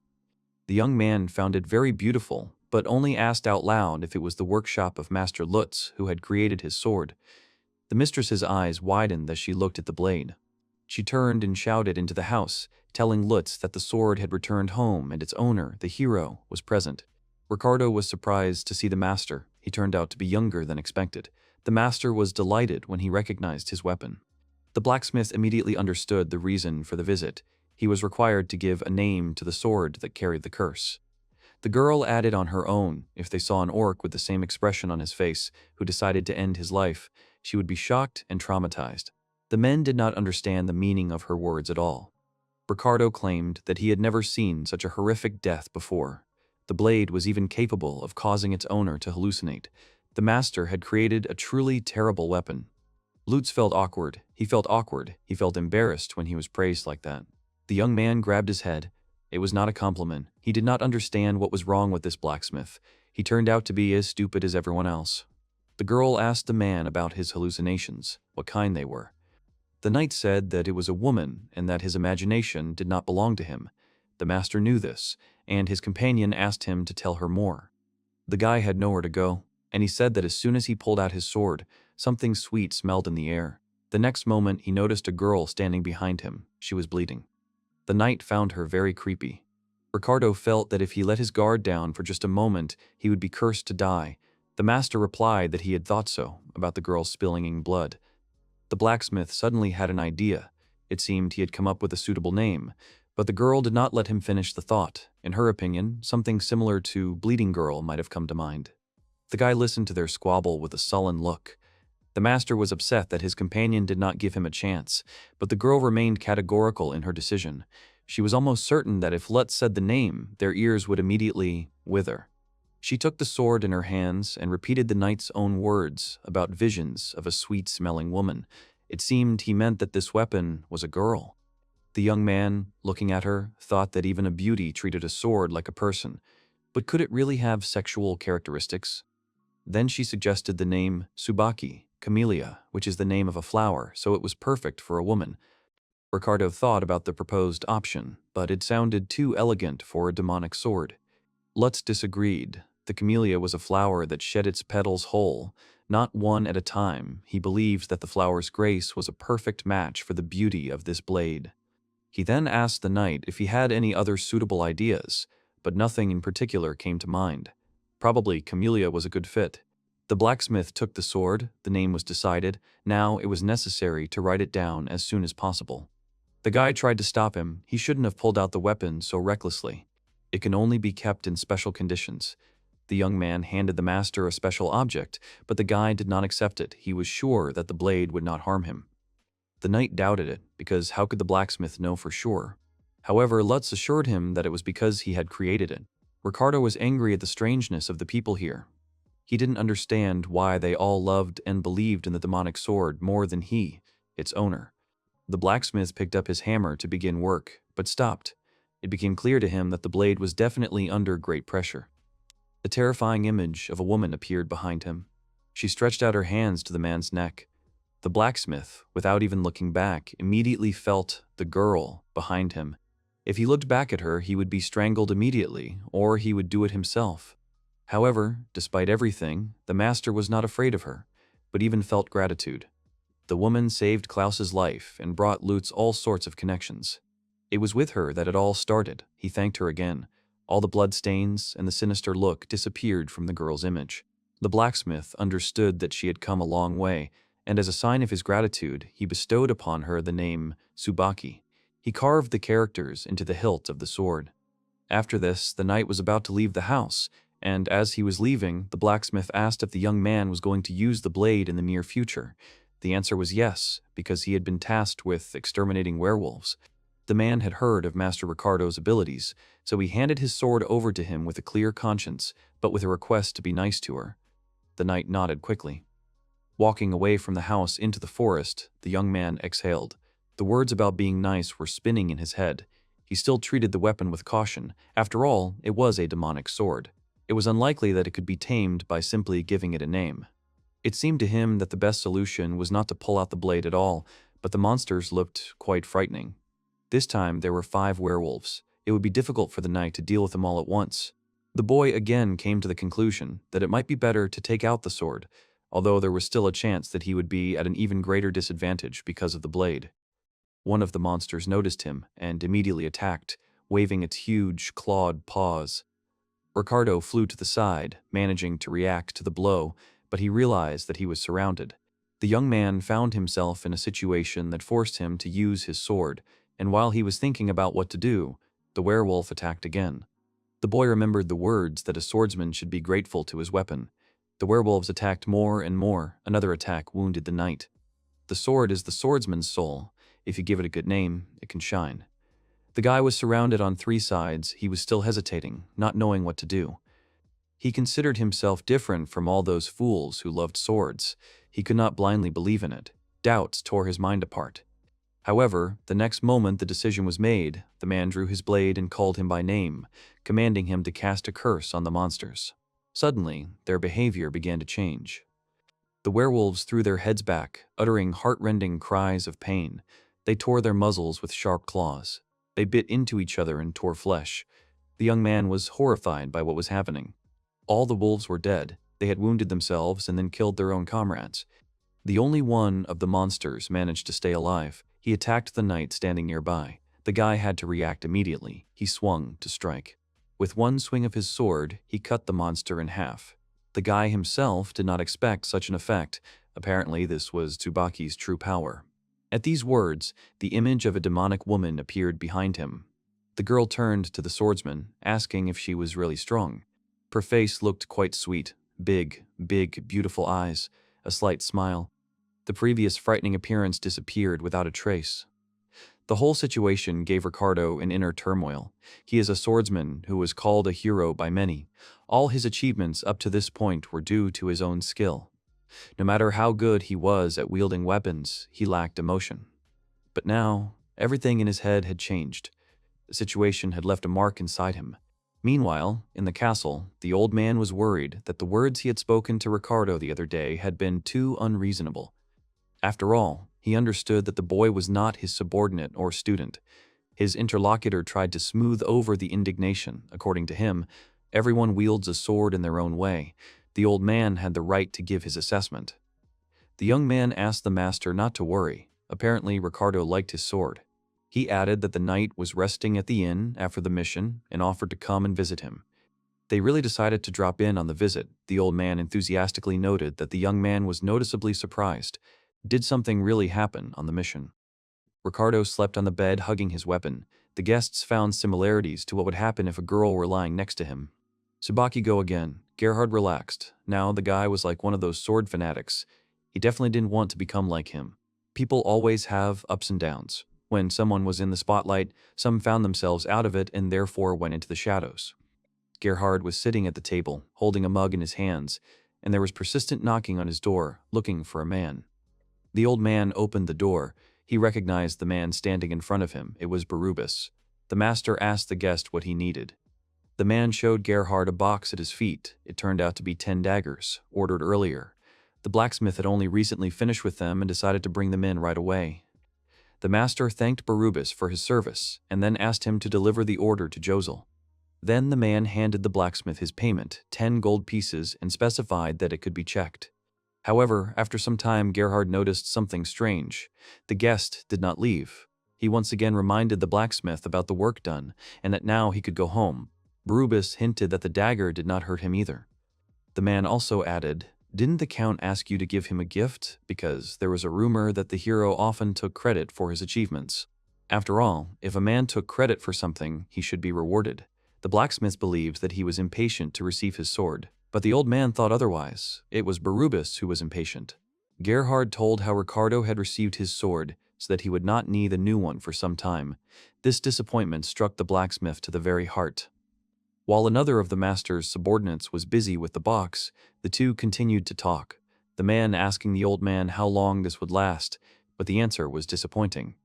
Perhaps the hero walks with the sword for about 10 or 20 years, or maybe until the end of his life. The guest was still lamenting. His orders were running out, the situation was generally dire, but he still believed that his swords were needed by everyone. After all, they both had to be on the same side. The master answered quite rudely. He did not do this for the sake of the blacksmith's workshop and Barubus himself. He did not order from him because the old man did not need it. It was a simple truth. After that, he waved his hand at the guest so that he could go home, and in case he did not voluntarily, he would be thrown out as a suspicious person. The man agreed to leave, but first he had to ask one more question. Who would use the daggers he had brought? His hope was for the knights of the castle. But it turned out to be wrong. The weapons were intended for the apprentice. The blacksmith began to seethe with rage. Did his interlocutor really not understand what he was doing? If you can't control magic, then the weapon can be destroyed. That was what the training consisted of. The door closed, and Barubus went back, but in his soul he was very angry because the daggers into which he had put his soul and heart could easily break, and Gerhard would not care. The knight was worried that since the blacksmith had been told about the apprentice, he would certainly be offended. The old man didn't mean to belittle the man. He just ordered from him because he knew he could make swords strong enough for training. Then he took the lid off the box, and they were both surprised. The daggers were simply stunning, with silver ornamentation inlaid with precious stones. Perhaps they were Patrick's work. The piece resembled his style. The knight did not believe that such a job could be done for just 1 gold coin. The old man was of the same opinion. Gerhard generally counted at least 3 gold coins to get a profit of 10 gold. The blacksmith clearly did not behave very wisely. He had to make the count happy, regardless of profit, for the next job. The guy liked the product. He thought the dagger was excellent, at least in its basic form. Perhaps it would not hurt to praise the master for his work. Gerhard threw down the blade in displeasure. For him, all weapons were complete nonsense. The man asked the knight if he remembered the time when he himself owned the Demon's Cry sword, because the guy really enjoyed waving it. The old man meant that these blades should have given the same feeling, but none of the swords did. He was unshakably sure that a blade that did not arouse the desire to kill people was not the right weapon. The young man felt a little uneasy from the master's behavior. He asked Gerhard where they could meet Lord Barubus, since the men had known each other for a long time. The old man was not pleased with the question. Why did the young man need to ask about it at all? But the knight had no such intentions. He thought that there could be a special relationship between the acquaintances. It wasn't that it was difficult for the man to tell, but he was ashamed. The young man smiled contentedly. He was very interested and wanted to hear everything from the very beginning. The master, confused, rubbed his eye. There was nowhere to go. He asked Kozel what he thought of when he heard the words, legendary sword, but the boy did not quite understand the meaning, after which he received clarification. Did it cause admiration? The knight hesitated with the answer, but answered that a great sword passed down from generation to generation sounds romantic. Gerhard, as a man who lives by the sword, should feel nothing but romanticism towards the legendary sword. The man told his story from 40 years ago, when he was still an adventurer. He, with 3 companions, repeatedly challenged the labyrinth where the legendary sword was found. It was a challenge that took several years. The whole team believed that finding the blade would bring them glory. The man didn't know exactly how many attempts it took them to get to the dungeon. Luck was on the friend's side. Everything was going as they had planned. They couldn't miss such a chance. That's exactly what each of them thought. But when they reached their destination, something was already waiting for them in the deepest depths. It caused horror inside the adventurers. Guarding the treasures stood a gigantic, never-before-seen monster. Even the men were filled with fear. None of the group knew how to deal with the monster. At that moment, they really needed to run, But only the friends had no idea what they were getting into. The adventurers could not just run away when the treasure was so close. They decided to fight, but the monster was strong. It managed to grab the girl. The humans were weak. Blinded by greed, they recklessly rushed to the powerful enemy, which soon led to consequences. The Seekers tried to fight with all their might, but only received injuries. In the end, they managed to defeat the demon, but 2 of their comrades were killed. When the survivors saw the horrible corpses of their friends, they realized how insignificant they were. Gerhard tried to console his comrade by reminding him what they were fighting for. It was all to get the legendary sword, because when they opened the chest, they would be able to receive all the honors they deserved. The man was also sure that the death of his friends would not be in vain, because they would all become heroes. They approached the treasure with the intention of finally seeing what kind of sacred weapon was there. Inside the box was a rusty blade. It was a complete disappointment. Their expectations and efforts were not justified. Hosel himself was surprised that the find was a bronze sword, and it was the legendary sword in the chest. The guy asked the master if they had searched the labyrinth using the archives. The answer was yes. He decided that the document was a fake. Gerhard did not support his guess because the archives were written hundreds of years ago. There was a time when people fought with stone axes and clubs. The bronze sword was a treasure of unrivaled sharpness for those who fought with it. In ancient times, such a blade was considered the greatest and was hidden in the labyrinth, but as time passed, it could not even penetrate the armor of an ordinary soldier. The craftsmanship of the craftsman is constantly improving, and a sword made hundreds of years ago is never taken as good as in modern times. Gerhard and his friends were simply intoxicated by the term legendary sword. In addition to the unjustified find, there was the price they all paid, the death of their comrades. At that moment, the man destroyed the blade with a powerful swing, striking it against the stone. The only survivor, besides Gerhard himself, was he, Barubas.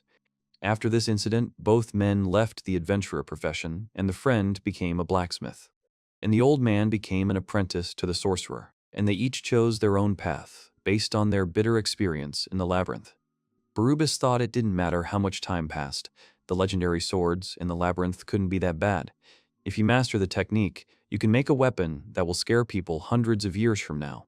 Friends believed that they could create such a weapon themselves. The man remembered all this with sadness.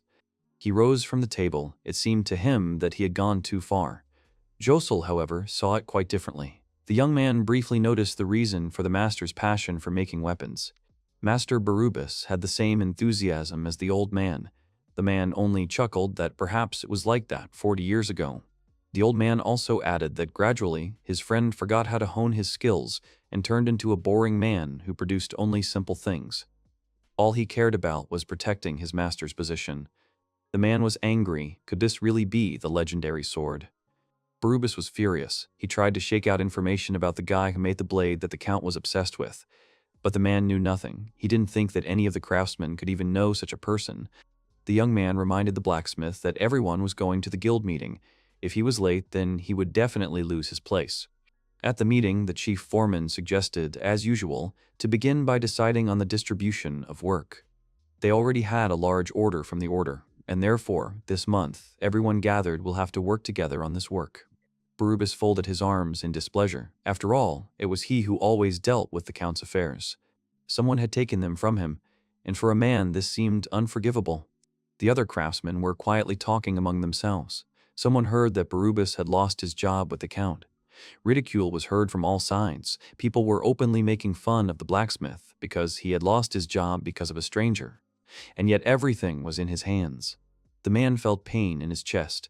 Could the whole situation really have affected him so much? He was surprised at himself. He felt fury towards all these people. He didn't need their pity because they had never done it before.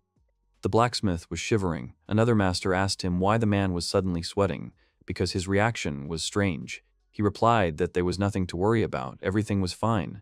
Barubas decided to visit Patrick. The guy greeted him quite warmly and asked what brought the master to him. The man wanted to know about the sword that was given to the owner of the establishment himself. The young man started dancing all over the workshop, saying all the time how good it was, how great a job had been done. He was delighted that he was allowed to sew a dress, cover for such a beautiful girl. He did not want to lie to the guest. The blacksmith was seething from his evasive answers. He only needed an answer. and he did not come to contemplate the bizarre dances. Borubis wanted to know the name of the blacksmith and whether there was any inscription on the sword. Patrick denied everything. They weren't supposed to talk about such things. There are such things as privacy and personal life. Coins poured out of the bag. The man did not calm down. He just wanted to talk like a master to a master and not subtly hinted whether this amount was enough. The young man thoughtfully twisted one coin. This was good enthusiasm on the part of the guest. Apparently the goal was communication, but the guy himself was not very concerned about it. He finally decided to tell, and he began with the name of the sword, the Crying Demon. Then he named the name of the blacksmith, Rutz. Borubis had never heard of such a thing. He wondered if there was such a person in the guild. Patrick subtly suggested that if that person was really there, he would probably live behind the wall. This came as a surprise to the man. If the young man was really behind the wall, then he was a simple blacksmith. However, it seemed more like nonsense. He couldn't understand how all those guys behind the walls could make decent weapons at all, if they couldn't even join the guild. Patrick clarified that the problem was in the guild.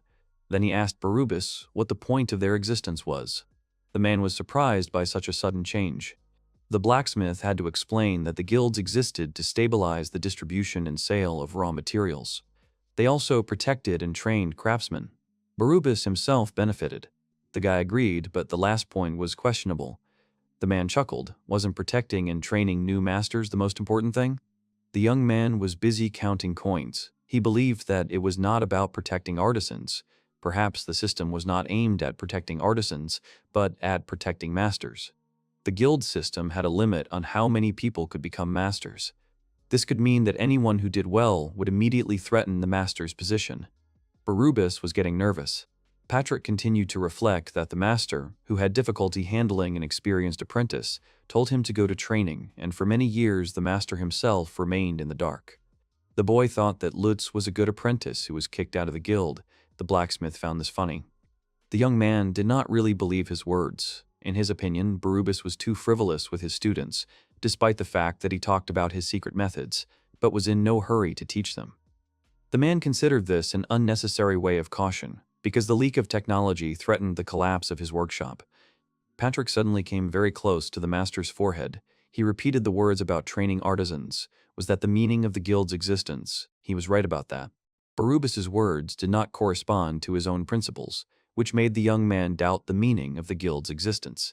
He also asked if the man himself knew about the reputation of his workshop. The blacksmith closed his eyes, and then the boy himself told him the public opinion.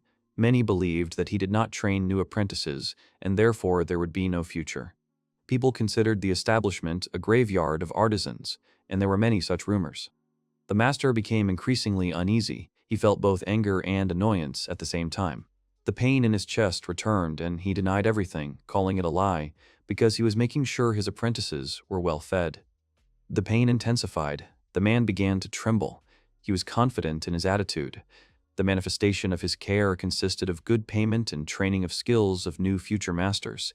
Everything was done exclusively for them.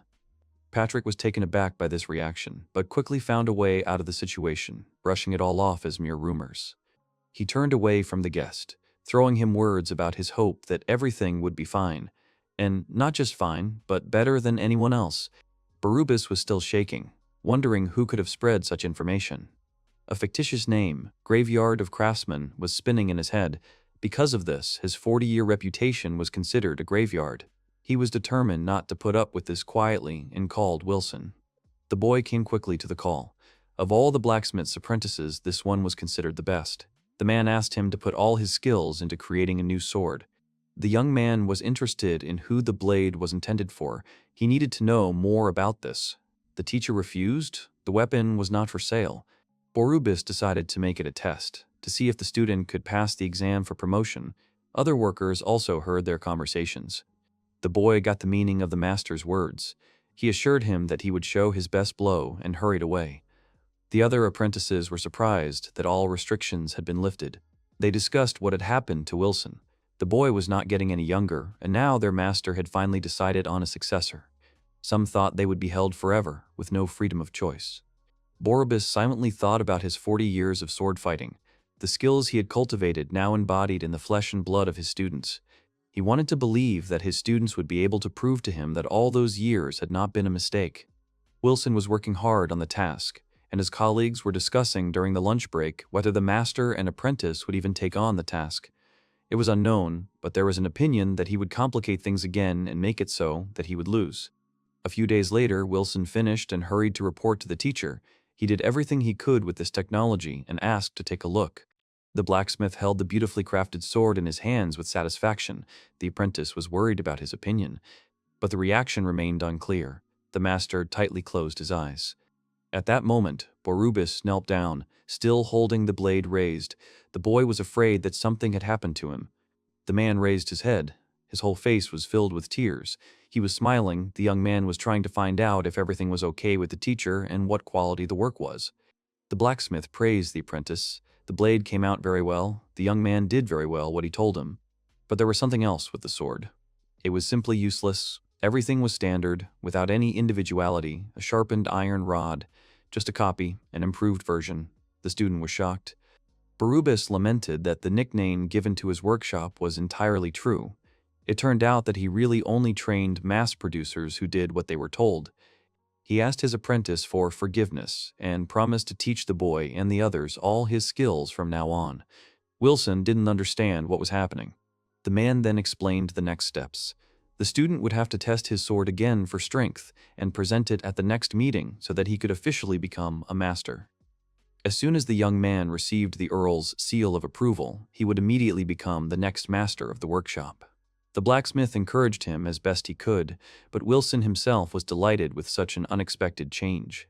The other apprentices, hearing the news about the training, were also happy. Borubis knew perfectly well that he was not born to become a master. He just wanted to become better and make good swords. But when he became a master, he was just trying to protect his position. In his memories, he was always yelling at his subordinates. The man took a deep breath. Now that he was no longer a master, he was able to feel free like never before. But now the question arose of what he should do. He definitely felt like he wanted to strike with a sword, not just strike, but become better than the real version of himself. Later, in the tavern, Borubis met Gerhard. The old man asked him what he wanted this time. Was there really trouble again? The master asked his friend to introduce him to a blacksmith named Rutz. The friends spent the evening quietly talking. Gerhard was surprised at how easily his comrade was able to give up his title of master.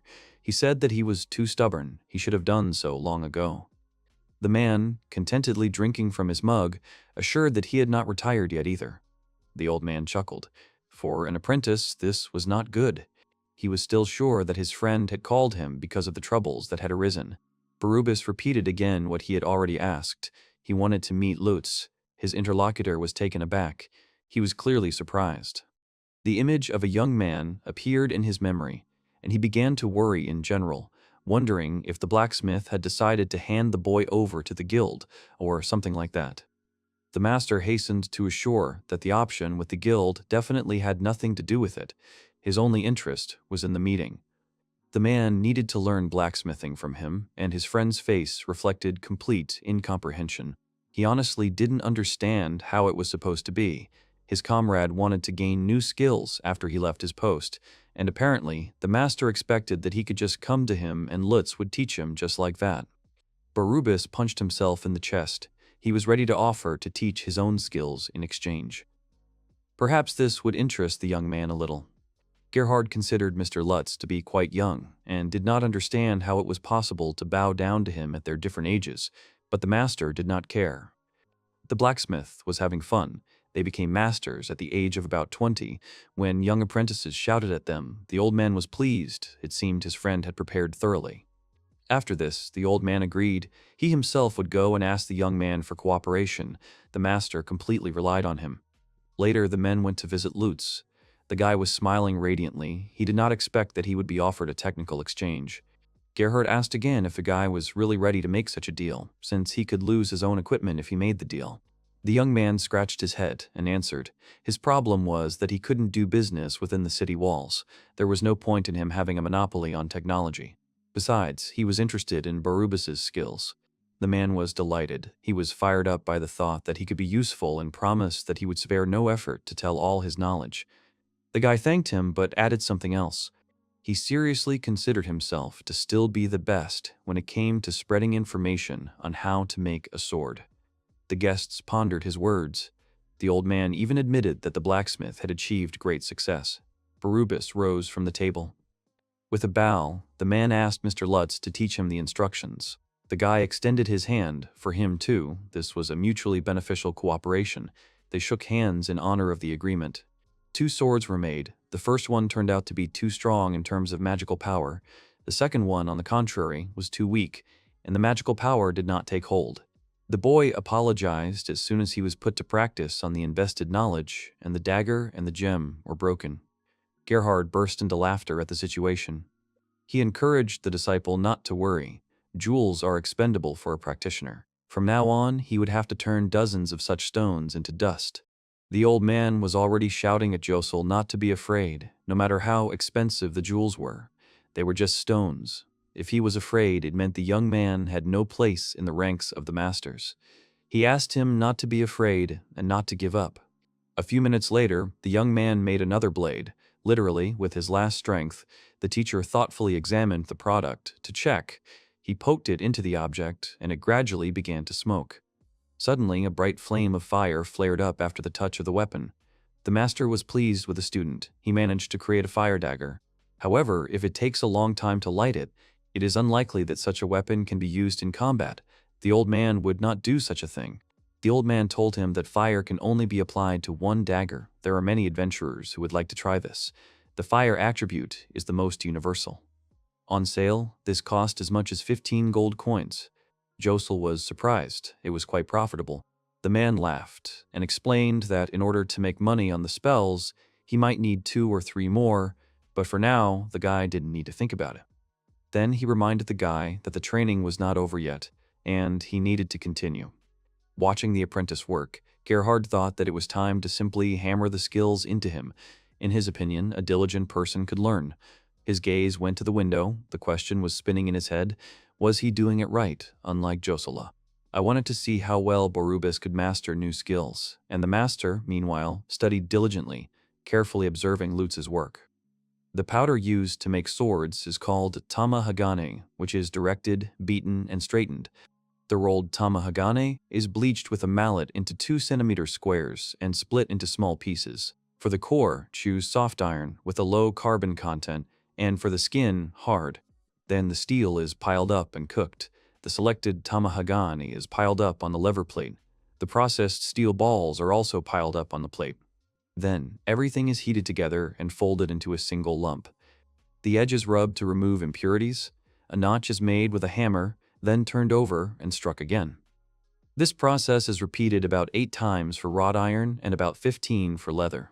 The wrought iron is then wrapped in an iron skin, forge welded, in which the 2 pieces are heated and beaten together to form a single piece. It is then beaten with a hammer into the shape of a rod, after which it takes the shape of a sword. By repeatedly striking the iron core, multiple layers are formed on the sword. The secret of the sword's strength is that the 2 metals and the core iron give it the contradictory properties of being hard but not breaking. Barubus was surprised. The sword seemed to come to life. Lutz at first did not understand what the man was talking about. But then I realized that the old master had also been breathing life into his products for several years now. In his youth, Barubus was sure that he would have delivered every blow to the sword with the same sincerity as the young man, because he always wanted to do only better. The man felt pleasure, and the feelings of the time when he was burning with desire to create swords returned to him. A girl, Lutz's assistant, looked into their workshop and said that she had brought tea. She noticed that the old master was sweating heavily and suggested taking a break. The young man also noticed. He was of the same opinion. It really was worth resting. The blacksmith refused the persuasion. He was fine. He had enough strength for something like this. He was eager to learn something new from the young master. He sat with a sullen face, but the assistant said with a smile that the man really loved swords. The other apprentices watched with interest, curious to know whether the new man was also an apprentice or not. They concluded that the master would teach the newcomer, for all the help provided. The guys were more and more surprised. It seemed that those 2 were having a lot of fun with each other. The boys realized with sadness that Barubus was no longer the same man who had once instructed them. The former master had brought a stranger and was now having fun with him. Wilson watched from the sidelines. The guy thought that the old man should leave since he had already taken a step. But if he continued to appear in the workshop often, it would sow doubts about who the real master was there. The old friend stood on the edge of the cliff, looking into the distance. Gerhard asked his comrade about his thoughts on Lutz's skills, whether this experience had been useful. The man was pleased with the result. Everything became clear from his face. It was indeed an interesting technique, a world of swords where they are similar to each other but not the same. There was no time for boredom in the life of a master. Gerhard couldn't believe that these were all the words of a man who had been sulking at everyone until recently, to which his friend asked him to shut up. The blacksmith was happy. Probably what happened was just that. He needed nothing, to finish washing and then to flare up furiously. Perhaps it was hard, but nothing was wasted. The man raised his fist towards him, excited and jubilant. Now he had become one with heaven, earth, and God. He continued to laugh heartily. The friend did not share his feelings. He was indignant, because the master was so out of breath and whether he would be able to create a new sword as a result. The blacksmith assured that he would be able to make a better blade. However, according to Barubis himself, Lutz would call himself the best. He is certainly self-confident, but in fact he was a man who continued to create irreplaceable swords. The old man thought that their entire company were fools who thought that they could become heroes with just one bronze sword. Gerhard suggested that when everything was over, they should visit the graves of their dead friends. But the master was surprised, since they didn't have graves. He joked that he planned to go to the labyrinth and lay flowers, but the old man did not object. Their squabble began to escalate. The blacksmith took into account the complexity of the labyrinth and that he would not reach its depth. His friend had a different opinion. After all, they had already passed it once. But there was no certainty that old people like them could do it. Barubis believed that if he threw his homemade sword into the treasure chest, it would be better than the bronze one. Gerhard asked not to make him too good, otherwise he would later regret parting. His comrade snorted and laughed loudly. The man was holding an ancient-looking object. What was supposed to be a katana had turned into a piece of burnt iron. The smell was simply unbearable. The blacksmith understood that he shouldn't show this work to Gerhard. He would definitely laugh at it, and his dead friends would appear as ghosts. The master's mood fell. He looked sadly at his failed katana and understood that it and the sword were different things. Could it be that his 40 years of experience were useless? He looked at the pieces of iron in the wooden bucket and took one piece closer. He became confident that he couldn't give up what he had started. He would try again and again until he succeeded, and he diligently took up the task. The apprentices only looked at him from the side. Perhaps the young masters were even angry that the former boss was doing something new, and even forging with pleasure. The work continued, and again something appeared that looked not like a katana, but an iron rod. The next attempt was also unsuccessful, and it seemed to have the desired shape, but later this product also split in half. Lutz thought about a way to prevent the split. He spoke, and the blacksmith diligently wrote down, trying not to miss a word. Day followed night, and finally it was possible to look at the result. The master sighed. He was sweating quite profusely out of habit. The katana turned out to be quite presentable. Such work was enough for a beginner, but it would be possible to chop down goblins. The man was pleased with himself. Seeing his reflection on the blade, he remembered the time when he forged a sword himself for the first time. The master was so happy as if he had created something legendary. He wanted to create such a weapon with his own hands. Barubis even jokingly wanted to put his katanas in all the boxes. It was still better than bronze swords. He decided not to tell Gert. After all, the blacksmith himself had worked with the staff for decades and should also be able to make a good katana. He already needed to take a break, but the master decided to direct all his ardor into the matter and immediately take on the fifth. Again blows were heard on iron. The old master was actively working in the workshop. Some more time of hard work passed, and finally it began to seem to him that he could hear the breathing of iron. The form it wanted to take and the image of the katana that Barubis wanted to create matched perfectly. He was filled with a premonition that a masterpiece would be born. He wanted to see the shine of the blade and the final result, to see the amazing sharpness. The man was not distracted by anything. He felt at peace. Perhaps this was happiness. And suddenly blood flowed from his mouth. The blacksmith began to cough. This process seemed so amazing to him that his heart was ready to jump out of his chest. It really was beating hard, and the blood was becoming more and more. The blacksmith promised Gerhard that he would soon see what they so desired to find. Barubis himself would create it with his own hands. But the legend was not destined to happen. He raised the hammer for one more blow, but could not withstand it any longer. The man began to fall backwards, and that was the end of his journey.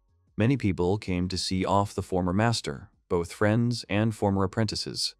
The old man heard whispers behind him. People were discussing that the blacksmith had died while working, and in the morning he had been found by an apprentice who had come to the workshop.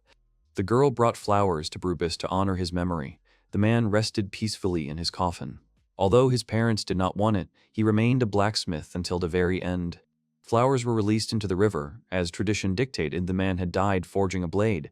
The assistant prayed quietly while Gerhard and Lutz looked at the water. The young man was handed a long bundle, which surprised him. The old man said that when our Barubisa, he had a katana in his hands, this fool never finished the blade. He needed to stop, but he was too obsessed. The man asked the blacksmith, handing him the weapon, if he could finish what he had started. The guy was surprised, why him if the work was the master's. In general, he agreed with him. The student also did not accept the katana. He did not understand anything about them, so the old man could use it as he wanted. Even the deceased himself was not particularly good with such a weapon.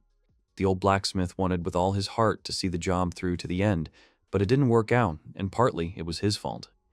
Lutz took the package. Mr. Gerhard, after all, I had entrusted it to the master, and everything that happened was the result of his way of life as a blacksmith. The young man took on the task of finishing the work. He had an important task ahead of him, because it was the work of his life. The young man was surprised to discover that the blade was already 80% complete. All that remained was hardening and polishing. They say that the order determines the sharpness of the blade. If you lubricate it with oil and lower it, the blade will crack. This is a complex process. But there was no room for error here. The master lowered the blade into water. If the blade is not polished, it is difficult to understand whether it is good or bad, but the blacksmith's feelings told him he was sure. Barubis had not given his life for this in vain. The master began polishing. This is definitely a masterpiece I received. When the blacksmith finished his work, he presented the katana to Gerhard, confident that everything was ready.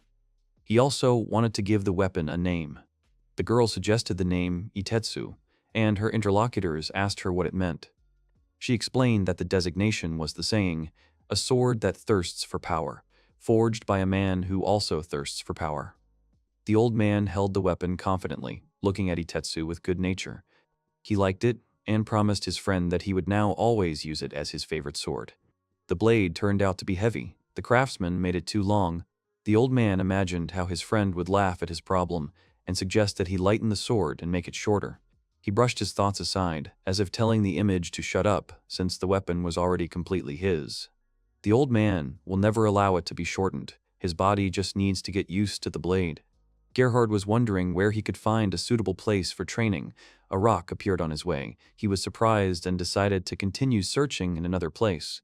The man again saw the image of the blacksmith. Barubis challenged him to show the full power of his Itetsu. He took a deep breath, dropped his bag, and accepted the challenge. A sword is not a tool for cutting stones. He only had 3 words in his mind: useless, meaningless, and careless. The man was too clumsy to wield a katana. He swung his sword and intended to show off his abilities. He managed to cut the rock, but the blade remained intact. The old man was simply delighted. It turned out to be a magnificent sword. Gerhard even felt like he had grown younger. It was the best result he had ever shown. The man proudly raised his weapon. Now it was his favorite sword, the legendary sword. The man hopefully believed that Barubis had seen everything.